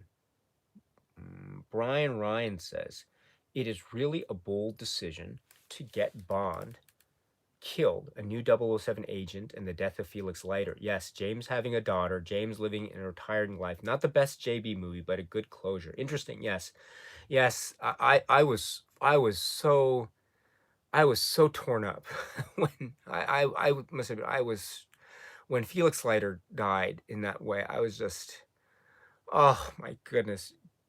Oh no, no. I was just, my goodness. I was so sad when that scene happened. In the ship, and it was sinking, and it was due to that. Was the Logan Ash character? Oh my, oh, and so. But yeah, that was such a sad moment. And with all the stuff that we've gone through, actually, I think actually that for me, I would say that the death of Felix Leiter is probably that I was so sad with that. I understand Felix Leiter's, these aren't Felix Leiter movies. They're James Bond movies, right? And we're not, we don't see Felix Leiter in the gun barrel sequence. We see James Bond in the gun barrel sequence. So right, I understand that. But Felix Leiter, especially Jeffrey Wright's version of Felix Leiter, there is a certain warmth. There's a camaraderie. When he's just the way he says the word, it's the peppers. When he talks about the peppers, when in Quantum of Solace, just there's a life to him. It's a bubbly type of life to him, and it just reminds me of all the things that they went through. Especially David Hedison, and Roger Moore and Timothy Dalton, especially Timothy Dalton. When you think about that relationship that is expressed in so vividly in the film License to Kill, and so to have that be the end of Felix Leiter, I was just again, I don't know how to feel about that. That really was that was tough. That was very tough. And so that made the scene with in the woods with Logan Ash. I hope I got that name right. And the car and the whole wood scene and the thing and the cars teetering and Logan Ash is there, and so that made that scene. I think that was for Felix, right? That too reminded me of a very key scene in a film from 1981, which is called For Your Eyes Only. The character is Locke. The Bond is played by Roger Moore, and he has a thing with a little pin that's in the shape of a dove. He says, "You left this with Ferrara." Right? Just right. So there's a little thing that recalls that. But just again, oh, man, the Felix Leiter arc, that broke my heart. It really broke my. I was just, oh my goodness, it was so sad, and so even now I'm very much, gosh, yeah. Now thinking about it too, it just makes me very sad. But in any event, I understand I understand the context of it in the drama, but yeah, and then the whole thing, and what Felix Leiter does too is that he uh, gets Bond to meet Paloma, and I think it's in Cuba, I think, and that's where they're having the Spectre birthday party for Ernst Haber Blofeld, and then they all die, and so just except Blofeld, of course, who's going to die later. Oh my goodness. I didn't have the same emotional reaction at the death of Blofeld as I did at the death of Felix Leiter, but that was a different. And speaking of which, everyone's talking about the villains and stuff. It would have been, of course, I think it's been mentioned before, but it would have been, of course, I think possibly more dramatically effective if they had used the character of Blofeld instead of the character of Safin, especially towards the end. And that would have made it even a more stronger link with the underlying Ian Fleming source material, which I haven't mentioned yet. But I think, and I've heard that before from people like Damn Fool and others, which I think is a very appropriate, appropriate way to view this film and maybe the weakness of the villains. Had they used Blofeld in a more prominent role, that might have made that whole arc of the character of Bond and Blofeld and Oberhauser that was started in Spectre, kind of maybe in Skyfall too, but primarily in Spectre. That would have brought it full circle, and I think that would have made it more of a dramatic conclusion, and I think that would have given the full prominence, possibly, potentially anyway, to the whole promise of the return of Spectre and Blofeld to the franchise to the beginning that was celebrated, right? All of the years of legal disputes, right?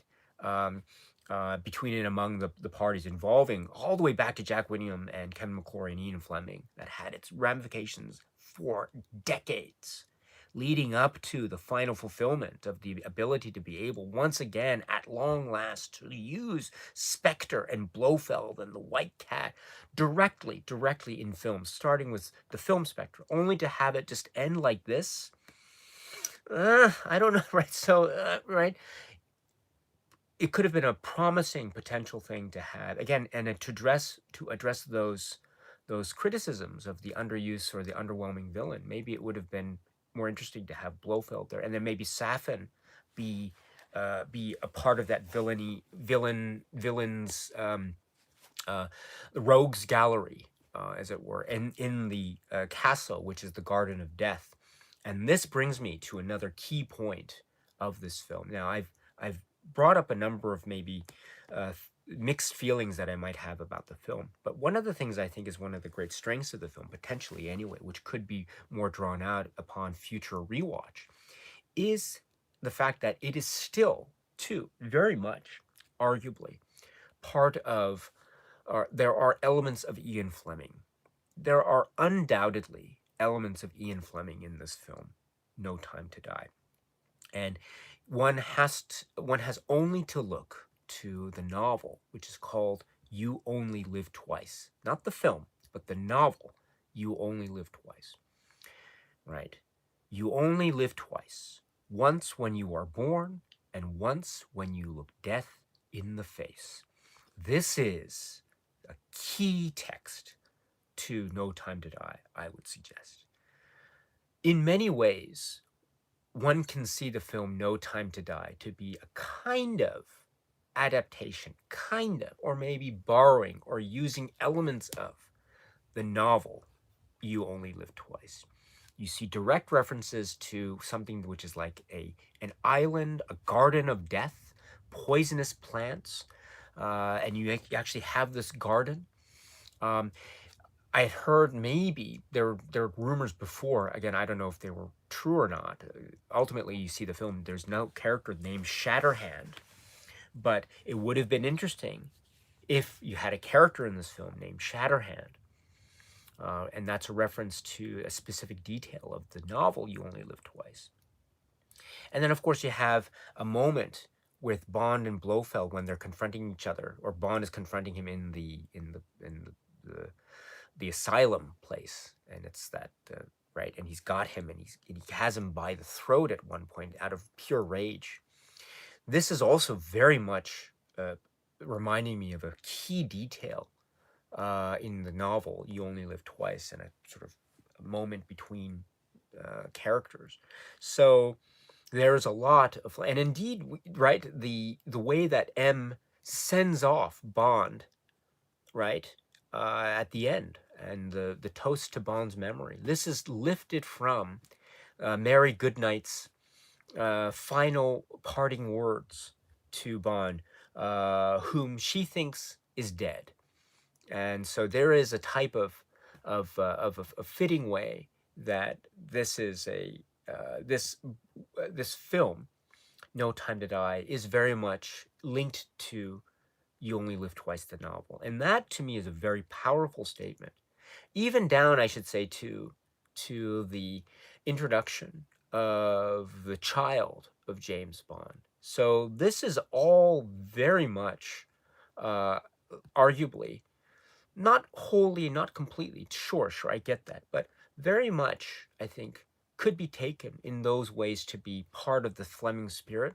And if you recall, earlier in the live chat, I think it was Damnful Idealist Crusader who said very astutely, he was critical of the film. He said, even though it took elements of Fleming. And I think what he meant by that is specifically references to You Only Live Twice in this way, Despite those references, of course, there are still misgivings that I too have about the film, No Time to Die, don't get me wrong. But that book, You Only Live Twice, that book is one of those great books. You watch the film, You Only Live Twice, and actually, there are some similarities, but the whole story is quite different. It's quite different.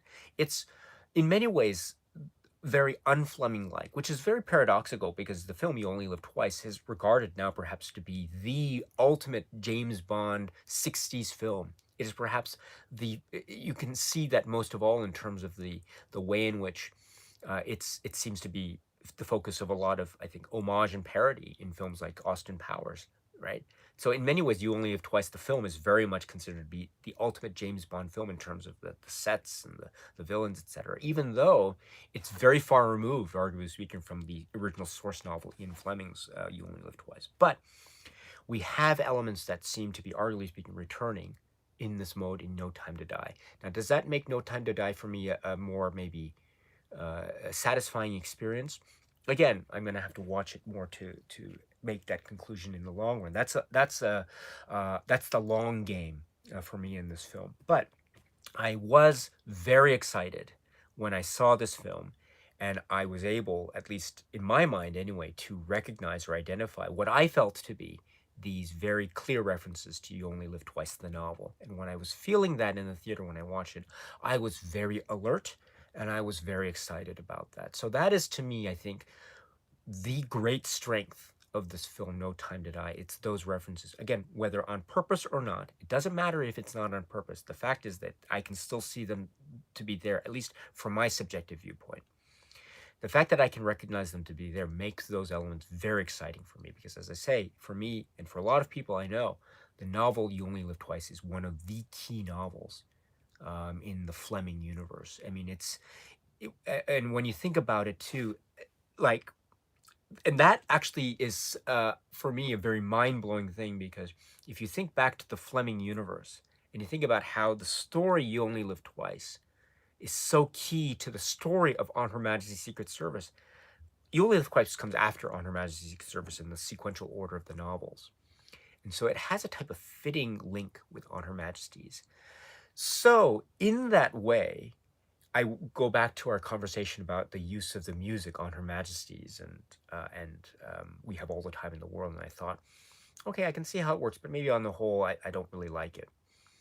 But if I think then about how I see this film and its links to You Only Live Twice, then does that mean that I could therefore look through that prism and be more accepting of the references to On Her Majesty's, the film score, because of the links of this film to the story You Only Live Twice, which comes sequentially after the novel On Her Majesty's Secret Service? You see where I'm getting at? It's all like I'm tying myself in knots, right, in this sort of thing. But that's part of the fun in terms of thinking about this film in this way.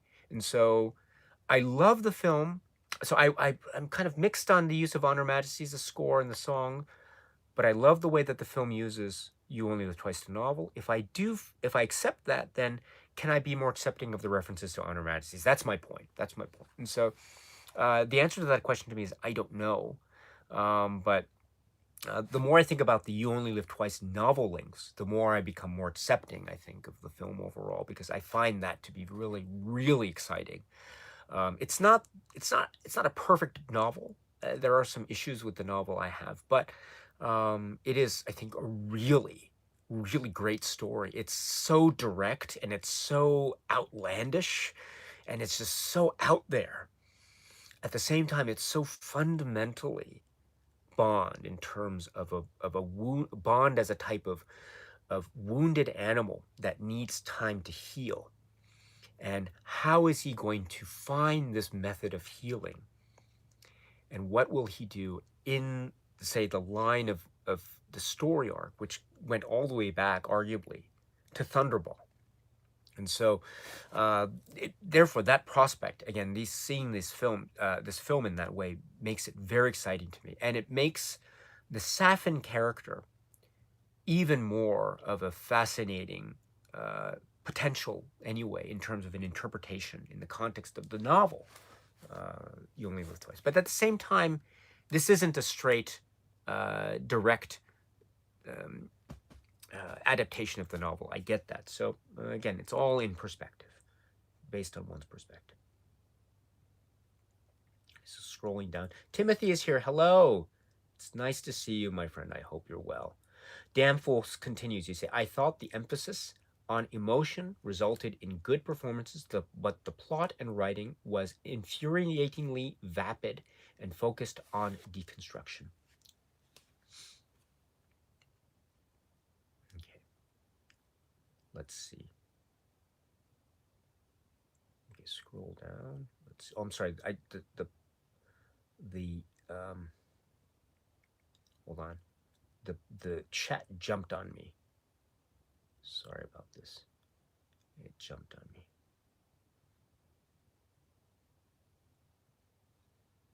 Sorry about this.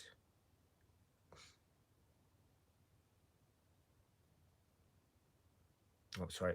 The chat jumps on me. So whenever I'm...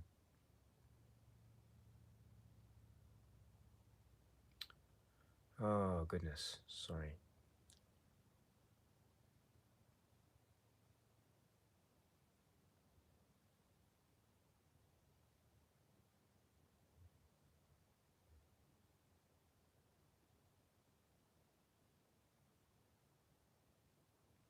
Sorry, I'm just scrolling up. I just... Sorry about this.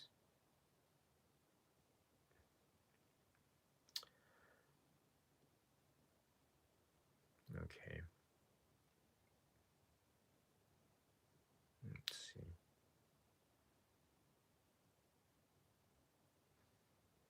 Oh, I see a reference. Someone's making a reference. I'm just scrolling up and I see a reference to the phrase subverting expectations. I am not going anywhere near that. So, but yes, yes. Yes, I get, I understand exactly what that is. Yes. All right. So very interesting here. Okay, I'm so sorry here. The what happened was I tend to, okay, here we go. Um, the chat is quite long, and so I was trying to just go through each comment at a time, but then it just jumped to the very end, and so I had to go from the very end and go back to where I was last going, but then I couldn't find the last place. So I really apologize. I think I might skip over a number of comments, but I hope you can forgive me. Let's see. William Somerset says, perhaps a little less melodrama and a more threatening villain for Bond to fight. Yes, that might be. Yeah, that's interesting. Stewie Nui One continues. Definitely agree, Daisuke, on the continuity and callbacks.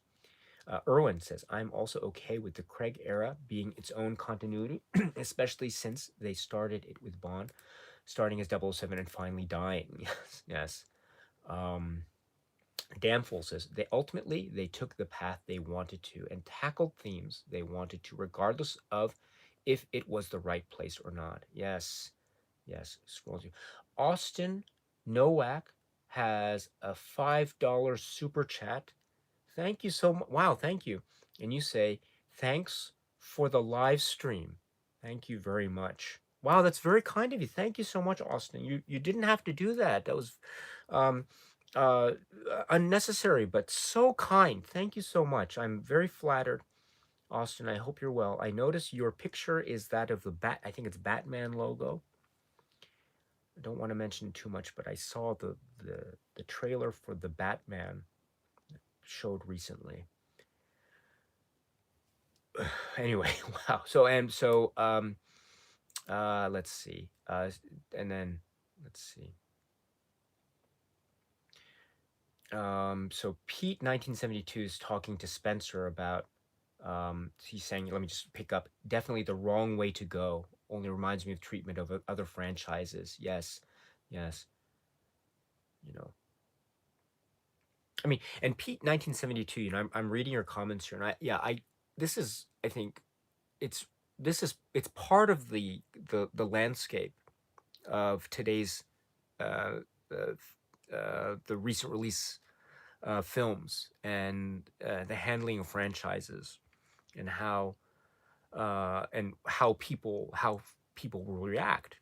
And so, you know, I note in in the chat that I think you are reacting in a very um, maybe in a very emphatically uh, in a certain way with regard to how this film was marketed prior to the release, certain statements that were made about certain characters. I know all of that. And so, you know, yeah, I can completely understand where that perspective is coming from. Truly, I do. And so, yes, uh, if you're always welcome to voice your view about this in any film here at any time. I'm very happy to hear it. Very fair responses, by the way, too. Very fair. Let's see. Um, Damien is here and says, watched No Time to Die 4 times. I really enjoyed it. We all have our favorites and different ideas. I think it worked out well for Craig's last outing. You know, this is also very important too. I have to keep in mind, which is, and a lot of these comments have been brought up as well, which is in Craig's run, this seems to be a fitting end. That seems to be a common theme among a lot of people. And in that way, too, I can understand. And so, right? And so, as I said, I love Roger Moore. Roger Moore is not everyone's favorite Bond. I think he's my favorite Bond. He and Timothy Dalton. Love those run films. But the right, it's not for everyone, and so I get it. But it's okay for me. And so I think I like the Daniel Craig films. I wouldn't call them my absolute favorites of all time, but I do appreciate a number of what they did or what they were trying to do. And also, as I say, if I was there, if I was growing up with the Daniel Craig run of films, this is a huge moment. This is such a huge moment. I can really respect and appreciate that. For instance, if I was a kid and I saw Casino Royale, I'm now 15 years later, and what? I'm 15 years older, and I'm watching No Time to Die. Wow, wow, what a way to end this particular run. And so I can totally respect that. I can totally respect that very much. Um, in many ways, I wish I had maybe that perspective. I mean, I mentioned it too, which is I saw Moonraker as a kid. I saw View to a Kill as a kid. Now, Moonraker and A View to a Kill are often disregarded. They're considered to be pretty much, like, what's the phrase, the bottom of the barrel a lot of times. I think those films are great. I think those films are great. I'm not ashamed to say it. I think those are great. They are bona fide classics. Bona fide classics, each in their own way. A View to a Kill is or has become my absolute favorite Bond film. And so, but I think part of that also was because those films were films that I saw when I was really young. A View to a Kill was one of the earliest Bond films I remember seeing. And so, for that reason, I think part of that, but it's also a great film in and of itself. But I think that was my entryway into it. And I just love that film to bits. And I was mentioning it when we were talking about Die Another Day, and I think in that same parallel, if I were to watch Die Another Day as a kid, I think, wow, this would be like the best, right? And I think I can understand that feeling too for people who are watching films for the first time and their kids, and just the wonder and awe and the amazement that happens, that engenders in one. I understand that totally. And so if one feels that way about a film, and I hear that, even if it's a film that maybe I personally don't, maybe it's, if I hear that kind of story, I am so over the moon. I am on cloud nine because I think, wow, that is the coolest thing. That is so cool. So I hear that quite often when it comes to people who have grown up during the Daniel Craig era, and I hear that, and it really, that makes me feel very happy. And then to hear those people's reactions and to think, how do they feel about this ending? And some people are really on board with it, and then others are very shocked by it. And so, um, yeah, let's see. Um, Stealthborn says the whole Craig narrative is a running storyline dating back to Casino Royale, which differs a lot from the previous movies. Yes. Um, I should go back to, I forgot to say one thing about the death of James Bond, which is, I mean, a lot of people maybe are saying, or I've heard that the death of James Bond is that's a very shocking thing. It's never been done. Actually, just from my viewpoint, actually it has been done or can be said to have been done. For instance, we spoke about, for instance, Casino Royale, the 67 version of Casino Royale. Take a look at that. Also, Harry Saltzman. Harry Saltzman has been, I mean, he's so integral. His partnership with Albert Broccoli, it's that, I mean, if that wasn't there, we wouldn't have the Bond films.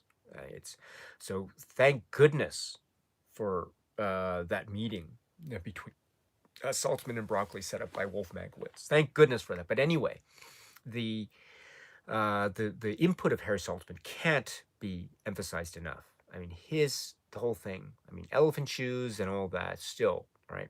It is just so undeniable, and it's one of these things where you want to surprise the audience, and you want to give them a thrill and a jolt, and even a scare. And so we do get these moments of the death of James Bond, or hinted at, even in the early run of films, from Russia with Love, You Only Live Twice, and so, or even reference to JB in Thunderball, and so there are these hints of it there.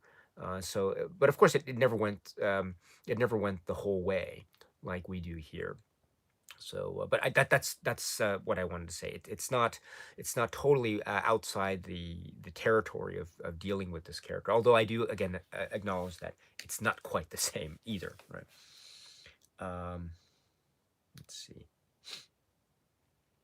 Mr. Sushi 22 says, "Long time no see, Daisuke." Thank you. Wondering if you or your partner read manga. Oh, my wife, right? Oh, read manga or watch anime?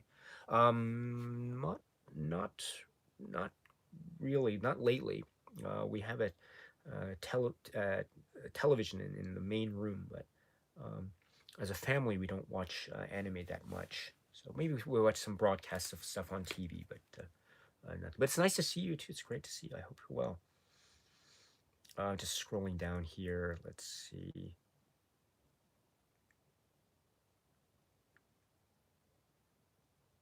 Sorry here.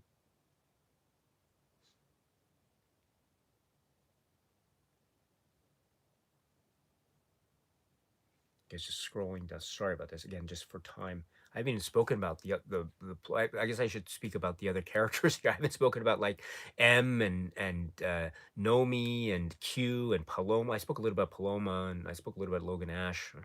Um, let's see. So, a lot has been mentioned about the Paloma scene and I mean, she was there and then she's not there anymore, and it's just filled with a lot of action and energy and life. I felt that way. That was a real jolt. That was really great. Um, I I thought that the new 007 character who then gives the number to James Bond. I thought that was a really touching moment. The character I thought was very interestingly applied in the film, Nomi. Um, at first, I didn't like the character at all, especially that confrontation when she says, you know, just get out of my way or I'll put a bullet in your knee, the one that works. I thought that was so infuriating.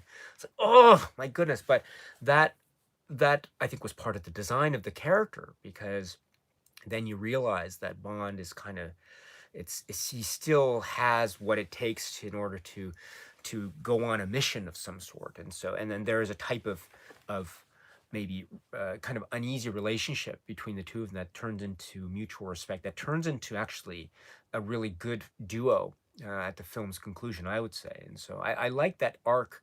And so and I thought it was really interesting way of presenting a character too, which is the idea that you know, sometimes characters don't, you know, people don't like each other when they first meet. I mean, I don't know about you, but I can't say that every person I've ever met in my life, I've liked that person from the get go. I've met a lot of people who like, that's not really, I don't really feel it here. You know what I mean?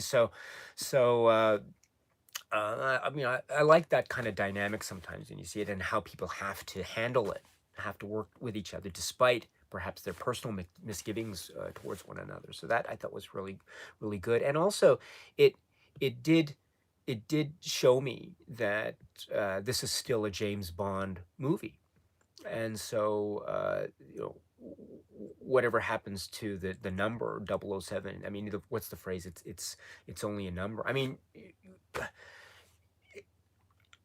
I don't know if you've read the I mean, this is part of the whole point of even what we see in the extended James Bond literary universe. If you read the book by, I think some of the recent writings, Anthony Horowitz's novels, I think are really good. They're really, really great. Trigger Mortis is one, but I'm thinking particularly of the novel that he wrote, which is called Forever and a Day. I mean, you just the opening pages of that. 007 is a number, but that's part of the whole, I think, mystique, or that's in parallel with the whole mystique of what this whole thing is about, numbers and the assignment of the 00 section. But there is, of course, a very special meaning attached, of course, with 007. And I think we're meant to feel, as audience members, I certainly felt, I think we're meant to feel like, oh, hang on a minute, just give James Bond a chance. And in fact, that's where the character of Nomi comes around at that key moment where she says, permission to have the 007 number reinstated for James Bond. I thought that was a really powerful moment, and it was such a sign of respect. And I thought too, I loved the the action sequences. Especially in the ends and the tower, and Lashana Lynch, I thought has really great action body language. And there's also the moment where they're being attacked at the hotel, and the scientist, Obruchev, I think, and the portrayed by David Denchik, I think, or David Denchik, right? And so which is a really interesting, memorable, quirky performance. And that's a great link to with the performance of David Denchik here in this film. If you remember too, he was in the film version of Tinker Tailor Soldier Spy. So it's like, and he played the character of Toby Esterhazy. And so you have, in essence, Toby Esterhazy uh, appearing in a Bond film, and that's really incredible. So it's almost to the same level of kind of fan enthusiast shockwave. The same thing where you get, in terms of, you get Obi-Wan Kenobi appearing as George Smiley talking to Jean-Luc Picard, who plays Carla in the the TV series for the BBC. But anyway, what was I saying? And you also get Indiana Jones too, especially when you get to Smiley's people. But anyway, what was I talking about? What was I talking about? Oh yes, yes. So the character of Nomi, I thought, was it had a really interesting arc. Um, I was thinking, what would have happened if maybe the character of Nomi wasn't there? Maybe they had the character of Moneypenny, because Moneypenny, we know, was once an agent in the field, as we saw in the film Skyfall. Because I thought Moneypenny, there was a kind of an arc between Moneypenny and Bond that was established in Skyfall. It would have been interesting to see that maybe come to a type of conclusion in this film, No Time to Die. I suppose there was a type of conclusion because Nomi makes reference to the fact that Moneypenny shot Bond at the start of the film Skyfall. Remember, they're in the office waiting outside of M's office. Incidentally, too, speaking of callbacks to previous Bond films, I would be remiss if I didn't mention, I love the bit where they're talking about the DNA effect of the whatever it is, those flying robots. Okay, there's a flying robot, and then they're just doing all this, and then Q is saying the reason why, oh gosh, why did Blofeld die and not you, Bond? Well, you're not brothers, you're not related. Of course, that wouldn't affect you, Bond. I thought that was a really interesting kind of addressing of that was an addressing of the type of criticism that I think is brought towards Spectre from people like myself, I admit, about how, oh, I can't believe that Blofeld and Bond are brothers in Spectre. Actually, they're not brothers. I know that. But that's the what's the phrase? That's the type of shorthand, as it were, for the fact that we're meant to understand that they have this very close relationship that is it's not quite it's not even foster brother relationship, but they have this relationship when they were children.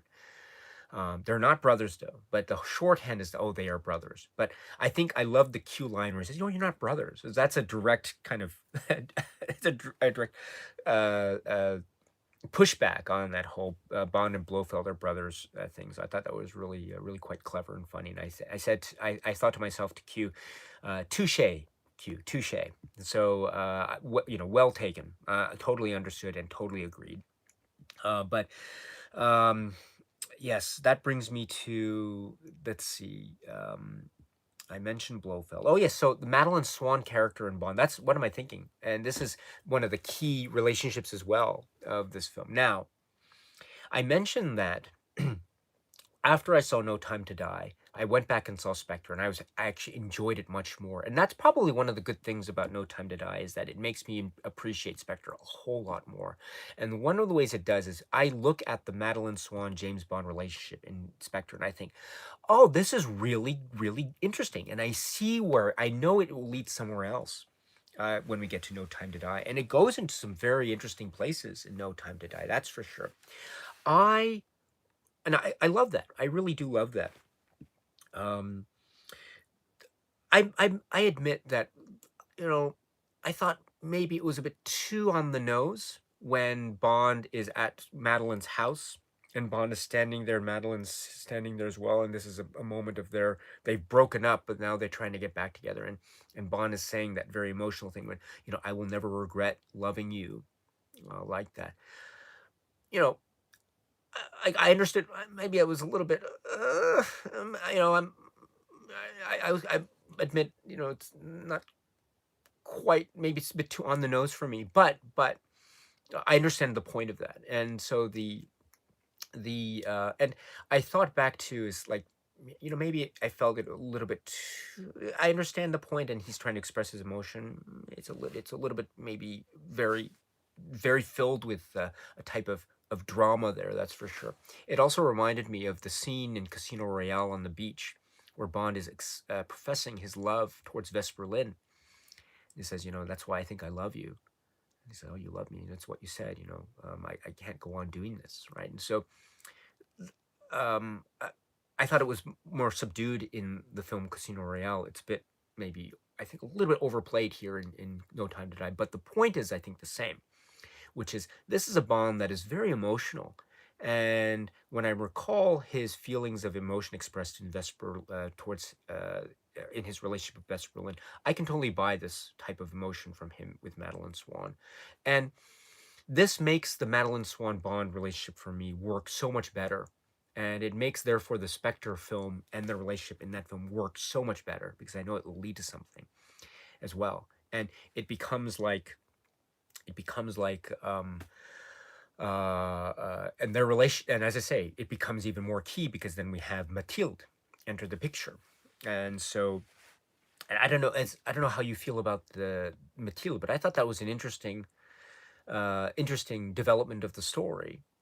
And I was fooled, and when Madeline said, "Oh, she's not yours," I was buying into that, and I was like, "Oh, okay, that's interesting." But then, right? But then, well, and I was thinking toward the end, huh? Wait a minute. Was I? Wait, did I fall? Oh gosh, okay, I get that. So now, yes, so this is indeed Bond's family, and I thought that was a very interesting take. Now, this is also, I think, a very key link. Um, I mentioned You Only Live Twice. Also, if one's interested, there's the Raymond Benson line of writings or novels and short stories of James Bond. One of those short stories is one called Blast from the Past. So, if you're interested, please take a look at that. Um, it's kind of it could be said to be a kind of sequel, as it were, to You Only Live Twice. But if we're talking about Mathilde and her role, which I thought was, you know, it's always difficult. It's always a little bit. It's difficult sometimes, especially. I mentioned it maybe a little bit in a discussion I was having about my take on the film Indiana Jones and the Temple of Doom. and I watched it when I was a kid versus watching it now. And I must admit that now I'm starting to become a little bit um, uh, it's sometimes a little bit difficult, I admit, to watch a film where you have a child placed in some kind of immediate danger. And I don't think there was anything like overly serious directly represented on the film. And I think even in the hands of Safin, Safin was there was a moment though where it was actually quite perilous, but on the whole, Safin, as villainous as he is, he seemed to have a certain way about himself, and almost caring for Mathilde in this way, especially at this moment where Mathilde rejects him and runs off down the hallway, the darkened hallway, and he just looks and just, okay, fine, all right, and turns over and walks the other direction. So, um, but despite those possible misgivings about that, I thought that the whole idea of the family and Madeline and the legacy and the memory of Bond and what she wants to impart upon her daughter at the very end. Let me tell you a story about a man, right? James Bond. That was, I thought, a very interesting touch. Again, does it work? I mean, again, we'll have to see. And again, this is the end of the Daniel Craig run of films. So, but I thought that was a very interesting touch. And interestingly enough, I think it does give the possibility of a new type of approach to the character James Bond that I think hasn't been shown. For instance, I really love the scene between Bond and Mathilde. I think at like breakfast or something, and he's making food for her, which I thought was a really tender moment. And I love that moment too because it's and I think about a film like Quantum of Solace. Quantum of Solace, I think, is so underrated. I think that's the more time passes, the more I love Quantum of Solace, as as confusing as that film is. But sometimes spy films need to be confusing. But Quantum of Solace, I think, would never have given time for this time of downtime. Although now that I think about it, there was some downtime between Camille and Bond regarding the nature of vengeance, and you need one shot, and when they're in the cave, etc. But I guess the point is, I love when there are these down moments, these moments of quiet, the quiet before the storm, as it were. And we certainly had that in some of the scenes in the house between Bond and Matilda, and indeed between Bond and Madeline. And I should say also another thing too. I'm sorry, I'm saying so many things. I'm monopolizing the conversation as I always do, and I apologize so much. But let me just say one more thing, and I'll go to the live chat. I promise. Which is the also a lot has been made. I think quite rightly so, about how during the Craig run of films, even up to No Time to Die, we never got a standalone film. Arguably, maybe in I don't know. Yeah, actually, we never got a standalone film. We never got Bond purely on a mission type of thing, and that was it. We kind of got the start of Bond in Casino Royale, continued on direct sequel, Quantum of Solace. So it's still the beginning of Bond. It was interesting, he becomes Bond by the end of Casino Royale, and then he has to start over and become Bond again in Quantum of Solace. Okay, and then we get to the third film, Skyfall, and he's already like old Bond. He's old, out of touch, antiquated Bond. And then that continues on into Spectre, and then now he's No Time to Die. And so the whole thing here is we never get a standalone film or a standalone mission. So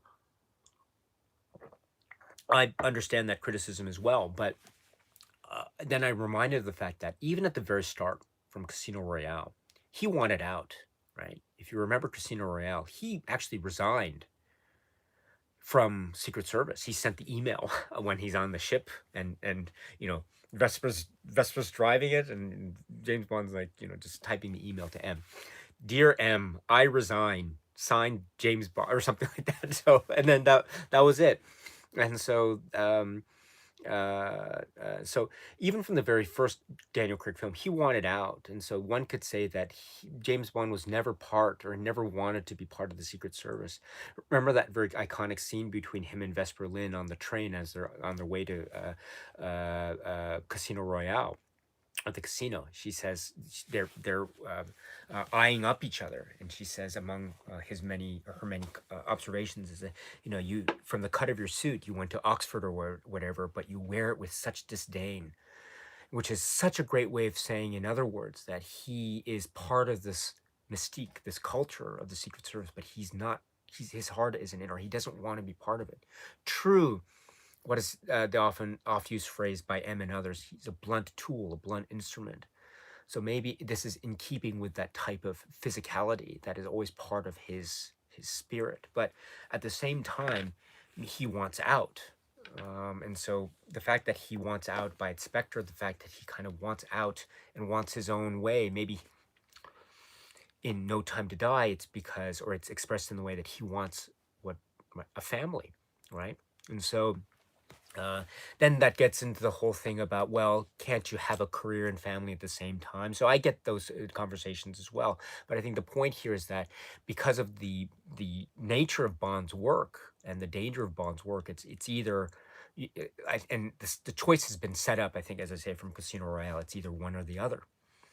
And so for him anyway. And so I think in that way too, that makes the choice of what he does at the end and his resignation to his fate at the end, one can say it's not necessarily defeatist, but in fact, one could say it may be consistent with the whole character of Bond that we saw from the very start of Casino Royale, leading all the way up to here. But anyway, okay, sorry about that. That was very long-winded of me. I apologize. But let's now go to the chat and go from there. Again, I'm scrolling down. Let's see. PD says, where does James Bond go from here? We do see James Bond will return at the end of the film. He will be back in another film, in another iteration, another character, another performer. We shall see, of course. We shall see. Let's see. Let's see. And then Pete 1972 responds to this, says, PD, the most ironic postmodern insult at the audiences in a while. I wouldn't I understand what you're saying there. I wouldn't call it an insult. I don't I wouldn't go that far. But it does bring up the point that it does create this sense of confusion, right? On the one hand, we do know that Bond, or I feel like Bond has many incarnations, both in the books and in the films. Right? In the books, it's a great example, right? Bond is right living in the 50s and 60s in the Fleming universe, and then suddenly he's living in the 80s in the John Gardner universe or something like that. Or in the films, right? He starts in Dr. No in these obvious 1960s trappings, and then suddenly he's still the same James Bond we think, in the 80s, all the way up to Timothy Dalton or something like that. And so, and we understand too that Timothy Dalton, 1989 Timothy Dalton, is the same James Bond as 1969's George Lazenby. So, and my goodness, he has, if that means you've got 20 years difference, my goodness, whatever his diet regimen is to make him look that good 20 years on, I want that same diet regimen. You know what I mean? So in other words, that there's all this stretching or this a suspension of disbelief when it comes to the continuity, even during that run of films and stories, right? But that also is food for thought, that there can be many possibilities. There can be many possibilities. And again, to put it cynically, to be very cynical, or to put it in sort of capitalistic terms, as long as there's an audience, there will be a James Bond film. Okay, so as long as there's an audience and people will pay the tickets, pay for the tickets, there will be a James Bond film. Now, how the audience will respond is another matter. And I think from here on, we have to be very careful in terms of, or the filmmakers have to be very sure that they are very clear not to cause confusion. But at the same time, there have always been these kind of interesting quirks of the Bond films of the past. For instance, why is Henderson now Blofeld? What happened there? Or wait a minute, I thought, wait, you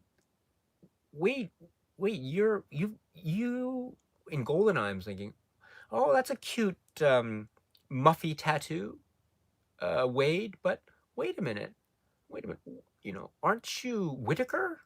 what happened? You know, that sort of right, or those sorts of little details, or like, wait a minute, Octopussy, wait, what happened? What's going on? And what, Miss Anders? What's going? You know, that sort of thing. Okay, so that's one thing. And then at the same time too, the what is it? The idea of rebooting the films occurred with Casino Royale. This is a hard reboot. And so, if that's the case, then we can also understand that we can always have a reboot in the future. And in fact, during this recent run of films in the mainstream film era, there have been a lot of reboots as of late in the 2000s onwards. And so, it would not be surprising at all if the filmmakers decided to do a really hard reboot to go do something, or to do maybe a film going back to the roots or something like that. Who knows? I think there's a lot of possibility, but we shall see. And I think some time needs to pass before we from the end of this film to the start of the new film, whatever it is. But in any event, I think it is possible. It is always possible. Let's see. Yeah, Danful says it says volumes when everyone is worried and waits for the very end. Will return credit. Even at the royal premiere, people did that. You know what, Danful? That was a really good point. You know what I think would have really helped is, much like the way that On Her Majesty's ended, with the whole thing with the, like, if could you imagine being in the theater when you had, I mean, it's tough enough to have that ending with On Her Majesty's and the windscreen of the car, and it's like, you know, and I'm just about ready to be like, I'm like, oh man, and that's what it needed, right? It just needed that little punch at the end. You know, if it had that, I'm like, it's like, you know, and they're driving, and it's like, oh, I'm gonna tell you about a man named James Bond. It's like, oh, yeah, oh, I'm like, the time, oh man. Da, da, da, da, da, da. Oh, that would have been that would have been cool. Oh well, oh well, oh well. That's what it needed. It needed a little punch at the end, you know, or you know what I was thinking too. Like, I was thinking at the end, if they're gonna use a Bond song that has already been used, why not use, I don't know, like uh Nobody Does It Better. Would have been interesting if they did Nobody Does It Better, and they did like a montage of all the past shots from Daniel Craig films or something, and then they tied it to other Bond films. That would have been interesting, but oh well. Um, let's see. Um, yeah, Carl Hayes says Danny Boyle left the project because he didn't want to kill Bond. So that's the general impression that I'm reading. Now, whether that's indeed true or not remains to be seen. And I cannot wait for the unauthorized behind the scenes. Now, I'm not talking about the uh, the straightforward, the great making of documentaries on Blu-rays and stuff. They're great. Don't get me wrong, but no, I'm talking about the nitty gritty. I'm talking about what happened. I just want to find out all those choices that led to Danny Boyle leaving and everything. Yeah, just whoever, if that book ever gets published, someone let me know. I'm going to go to the bookstore immediately. Um, yes. Michael Mister says, while the attempt to give the film an emotional and philosophical weight was interesting, I felt it wasn't particularly earned and felt forced. It's a very interesting take. Thank you. Patrick asks, what's the Bond movie that you've seen the most, Daisuke? Can't tell you. I really don't know. I haven't counted. Good question. I don't know. Living Daylights, maybe, I think. I don't know. Um, Again, I can't. Yeah, I take that back. I don't know. I really don't know. It's too hard to tell. Um, just scrolling down.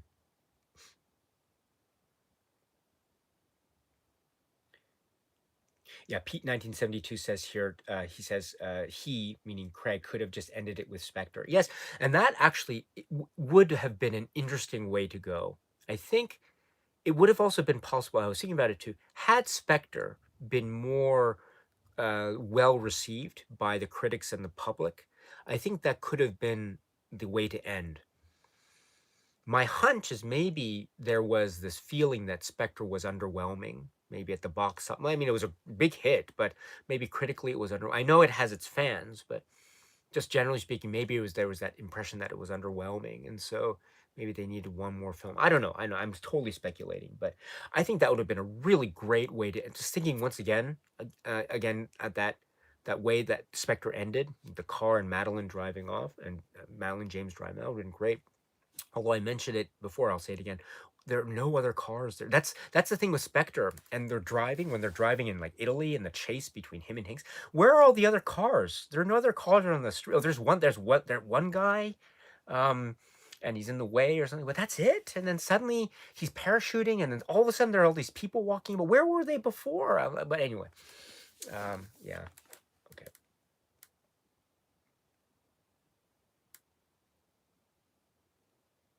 That fight, by the way, between Hinks and Bond on the train, I was seeing it. And wow, wow, that's really great. And the bit where he's like doing the thing with the coat on fire. Wow.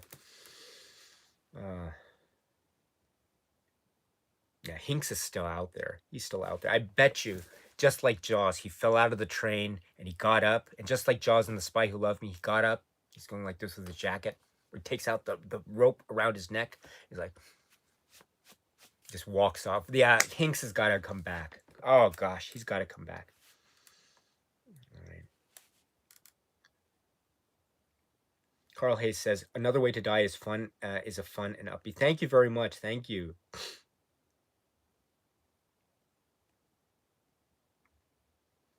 Five Bags says this song was stuck in my head for 3 days and it was miserable, never ending. Carl Hayes says, yes, Spectre had its faults, but it would have wrapped Craig's tenure neatly. That's an interesting, yes, great, yes. But again, depends, yes. It depends, yes. Like what Pete, I'm at the point where Pete 1972 says, it depends. Yes, my friend, yes. Sam Peterson 14 says, the last fight with Rami Malek was super brutal. Enjoyed it. Yes, and there's a scene too where there's a very well-regarded shot of Jabond, and like I think it's one cut, or it seems like one cut, going up the stairwell. Yeah. Seth Walsh says the exploding eyeball was pretty cool. There was at least a significant henchman death. Yes, with the Omega watch, right? The Seamaster, I think. I'm I'm a big fan of wristwatches, and so I'm partial to when we're talking about Omega watches. I'm partial to the Speedmaster myself over the Seamaster, but that's a great way to use the watch. It's a great. I can imagine the Omega watch store people saying, "Oh, here's the watch. Here's a Seamaster, sir. And if you look, you just push this button, and it makes your eyes explode." And it's, oh, it's interesting. Oh, how much is it? Oh, okay, I'll buy it. Oh, push the button. Oh, where's the button that makes the guy's eyes? Oh, is this? Oh, my God. Yeah. So yeah. So that would have been interesting. But anyway, yeah. Tigger says, I'm very torn on Bond's death, but I do think it's rather brave. It could have been maybe executed better or more memorable, maybe, and would have had more emotional impact. Yes.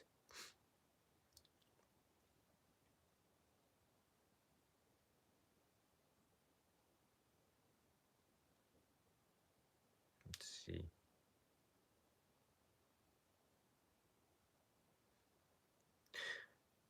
Ryan Harding, hello. And you say, a truly awful film. Worst Bond film, even worse than Die Another Day. Oh, okay. Well, Die Another Day, I think is it's not bad, but it is, yes, I do understand.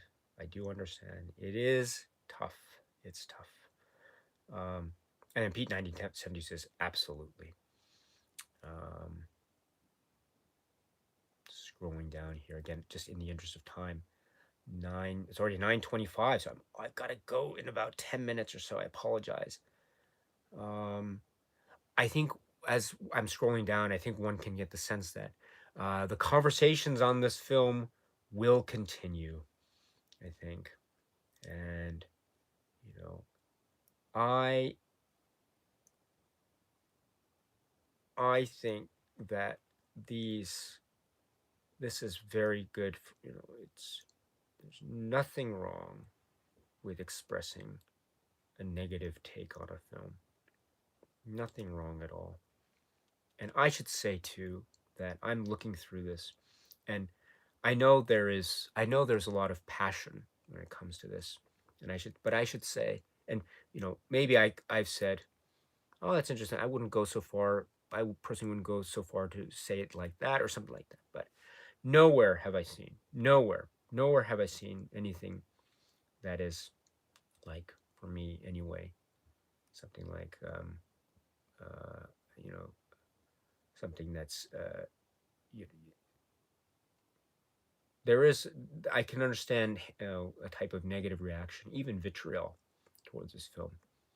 But that's like saying to me, like, if I like tomatoes and someone else says to me, I really hate tomatoes. Tomatoes are the worst thing, right? I I hear that. Okay, I can totally understand that, but I still feel like thank you very much for the continued level of respect and courtesy. But please continue to express how it is you feel about the film. Don't let anything that I say stop you to do that. You're always welcome to do that anytime. Keep on doing what you do. Just scroll down here. Okay, here we go. Ryan Harding says the main problem is Barbara Broccoli gave Daniel Craig carte blanche to do whatever he wanted to do, and he obviously came back for this one to kill off Bond. So yes, again, I don't know the details of the production, so I don't know if that's true or not. We shall see when the unauthorized biography of whatever it is gets written, or the making of behind the scenes, which is again telling the nitty gritty rather than the the official story. I really look forward to that. I don't know who wrote what and what is what was Cary George Fukunaga's contribution to the extent of the story. Daniel Craig does have some kind of creative control, we understand, but what is the extent of that creative control? Who knows? So all these details are to be determined, I think, from my view. But I do understand what you're saying. I do get that. So we shall see. And right, with the whole thing about what he said at the end after Spectre wrapped, and I'd rather right than play Bond again, and so that is now very infamous. And so, uh, and why did he come back, etc. What was it? Again, was it really to honor the memory and the legacy of Bond, the cinematic legacy of Bond, or was it for a paycheck? So I know those. I've heard all those conversations as well, and so I can see where those conversations go. And I don't like, right. I'm also there with you, and I'm thinking, you know I paid money, and I've been in Bond films. I love Bond films. I've paid money for Blu-rays. I've bought the books. I've watched all these films over. I've spent all this time, and I have a feeling of the character that I love, or the reasons why I love this character. And so when I see a film, I do want to have this feeling that the filmmakers who are now handling the film are handling it with a type of care or respect that I feel personally is due to the character, or something that I've built. Now it can go in many different directions, of course, but I feel that way.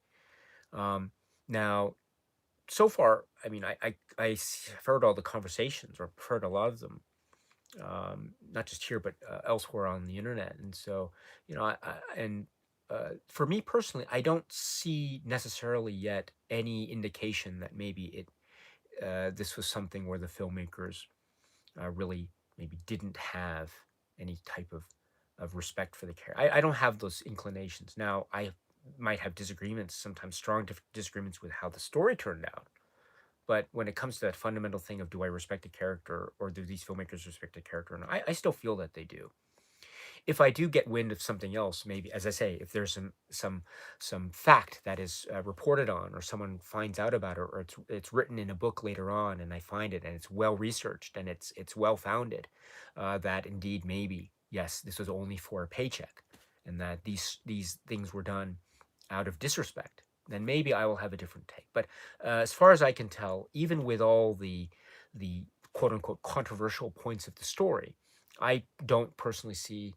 I'm not there at that particular stage yet, and I still feel like this was done in a way that the people felt.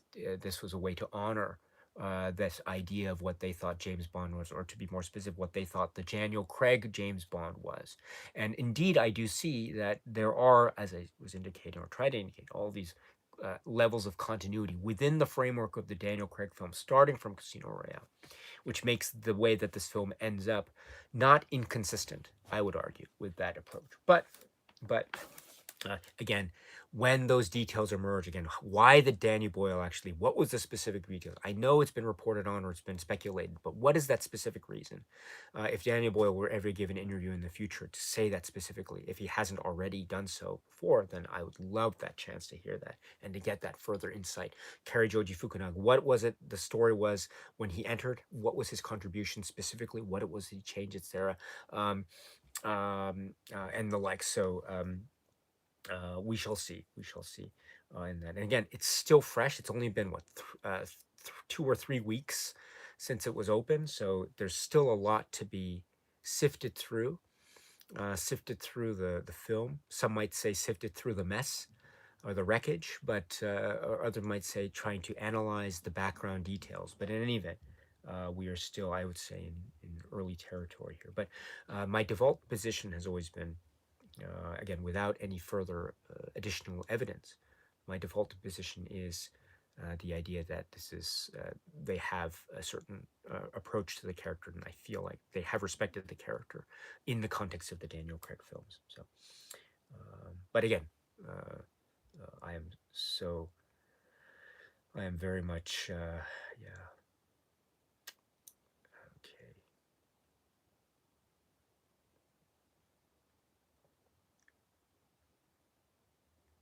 Ryan Harding says, people keep saying it's a perfect send off for Craig's Bond. This is quite meaningless, given that his films tied themselves up in knots to try and justify and link past plot points again.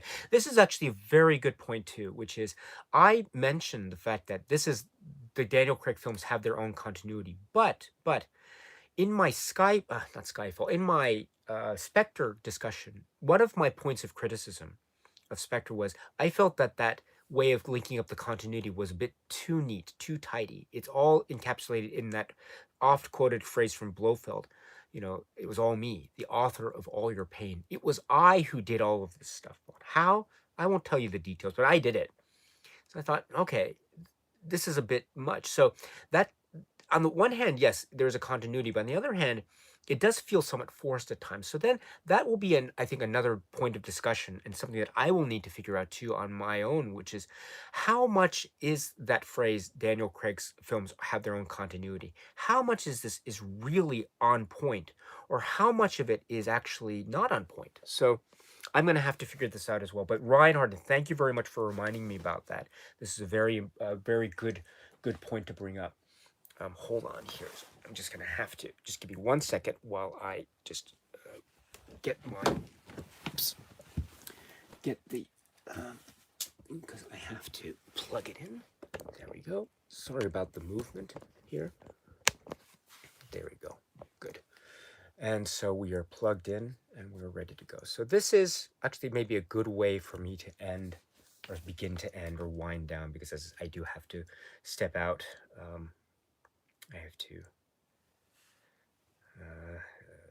I have an errand to run with my daughter, so and then don't worry, it won't involve a car and a chase through the woods and Logan Ash or anything. I hope so. It's just my daughter and me. So anyway, just do a quick scroll down again. I'm so sorry. I'm skipping over so much. I apologize. I really apologize. I am such a terrible, terrible person when it comes to um,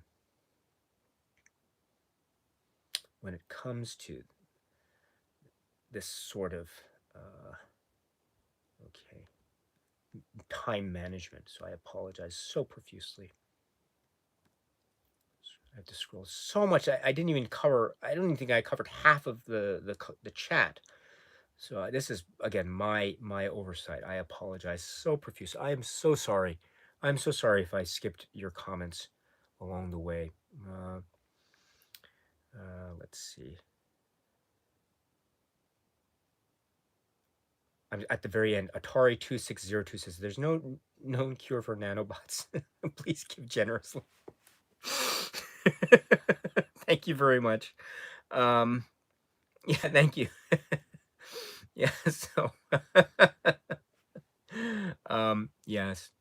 So thank you very much. Thank you. Thank you. Yes. Oh, thank you.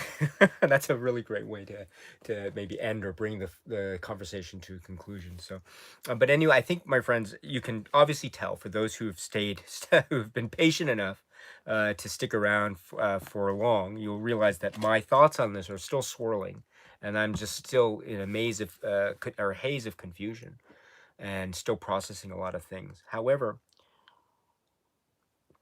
and maybe, maybe I will turn in one way or another more more open, or maybe not so maybe I'll be more it'll be more difficult for me to engage with certain aspects of it. Who knows? I'm not sure as the time passes. But you know, I think the first, I should say too, that what it did was, if anything, it did a number of things. No Time to Die, which was, it reminded me of, as I say, the kind of the great unsung brilliance of the novel You Only Live Twice. And in fact, when I returned that night after watching the film No Time to Die, that night I was reading No Time. I was reading the novel You Only Live Twice. It was that exciting to me, rereading it, actually said. And then the other thing too, which is, it does feel. I mean, it is obviously an end to a lot of things, and you know, right. Where there is an end, there is always a beginning, right? The end is where we start from. And so the idea here is, this is an end, but there is also possibility for a new start that is completely removed from this cycle of films. And so if this series of films is for you, that's great. If it's not for you, that is also great. That's one of the brilliant things about Bond films, I would argue, or the Bond stories in general, is that there is something for everyone. I really believe that there is something for everyone. Um, you know, the uh, maybe watching No Time to Die makes me want to go and watch. I don't know. Makes me want to go and watch The Man with the Golden Gun again, or maybe just to, as Seth says, a type of palate cleanser. Maybe one wants to instead go and watch, who knows, Diamonds Are Forever or something. In that way, uh, that is, I think, just a great way to again use the film either as a celebration of the legacy, or as a reassessment of one's take on the films, or perhaps as a reaffirmation of other films in the series or the franchise or the run that aren't this film. So whatever your take is, I think this is. I always like to think of a film as an opportunity, or or this moment as an opportunity. And maybe I'm being overly optimistic, and maybe I should be more cynical. And believe me, I have heard all of the conversations online. I know what the conversation is. I know all this stuff. I know this stuff on and the idea about a woke culture, and the idea about the lead up to this film, and all this conversation that's been had. I've heard it. I've heard it, and I've been there. I'm not. I can't say to be an expert in everything, but I do. I do read up on this stuff. But I I always like to think that, and that too, I should say also too, is I always like to make it clear that anything is okay. You have a reaction to a film, or you feel something about something. That's fair. That is totally valid. I'm totally with you. I might not agree, but I'm with you. There's nothing that says you shouldn't express that here, and I always want to make that point known. But I mentioned it too, which is, for me personally, I have to always try to be as, how should I put it, just to try to see if I can engage with it. Now, I'm struggling with a lot of things with this film, but I feel like I have to keep trying. And why do I feel this way? It's because, I mean, it's like it's like what he's Captain Kirk in Star Trek Five: The Final Frontier. At the very beginning of that, you see him climbing a mountain, and Spock is on these flying boots. And Spock's like, why are you climbing this mountain? And then Captain Kirk says, why? Because it's there. And so that's how I feel, right? It's like, why, right? And with all the talk, even not just talking about this film, but even any film where there is perhaps the edge of cynicism and the idea of is this really something that is meant and created to engage an audience, or maybe is it meant to rake in the dough, to make a profit? The only thing that exists is the profit motive. What is the main objective here? So, and I get that, I totally get that, but it's a mountain, and why do we want to climb it? Because it's there. Do we enjoy it sometimes? No, but part of the fun is in the journey, in the exploration, and we might discover things that we don't like. I certainly discovered things along the way that I don't like, and it's certainly true with this film as well. But the journey is ongoing, and the climb up the mountain is still ongoing, I think. And so, if that's okay with you, my friends, let us just continue the journey and climb together. And whenever you want to talk to me and say, this film is great, this film is a masterpiece, this film is trash, this film is garbage, or it's something in between, the film is meh, or something, you let me know. And I always want to hear that, because it's something that is, I think, very valuable for me too, in terms of my own exploration with respect to this film, which is No Time to Die. All right. I think that's it. So, is that right? Are we out? Yes, yes, we're out, because I have to go in about a minute. Yes, yes. We don't have all the time in the world. Yes, we only have a minute.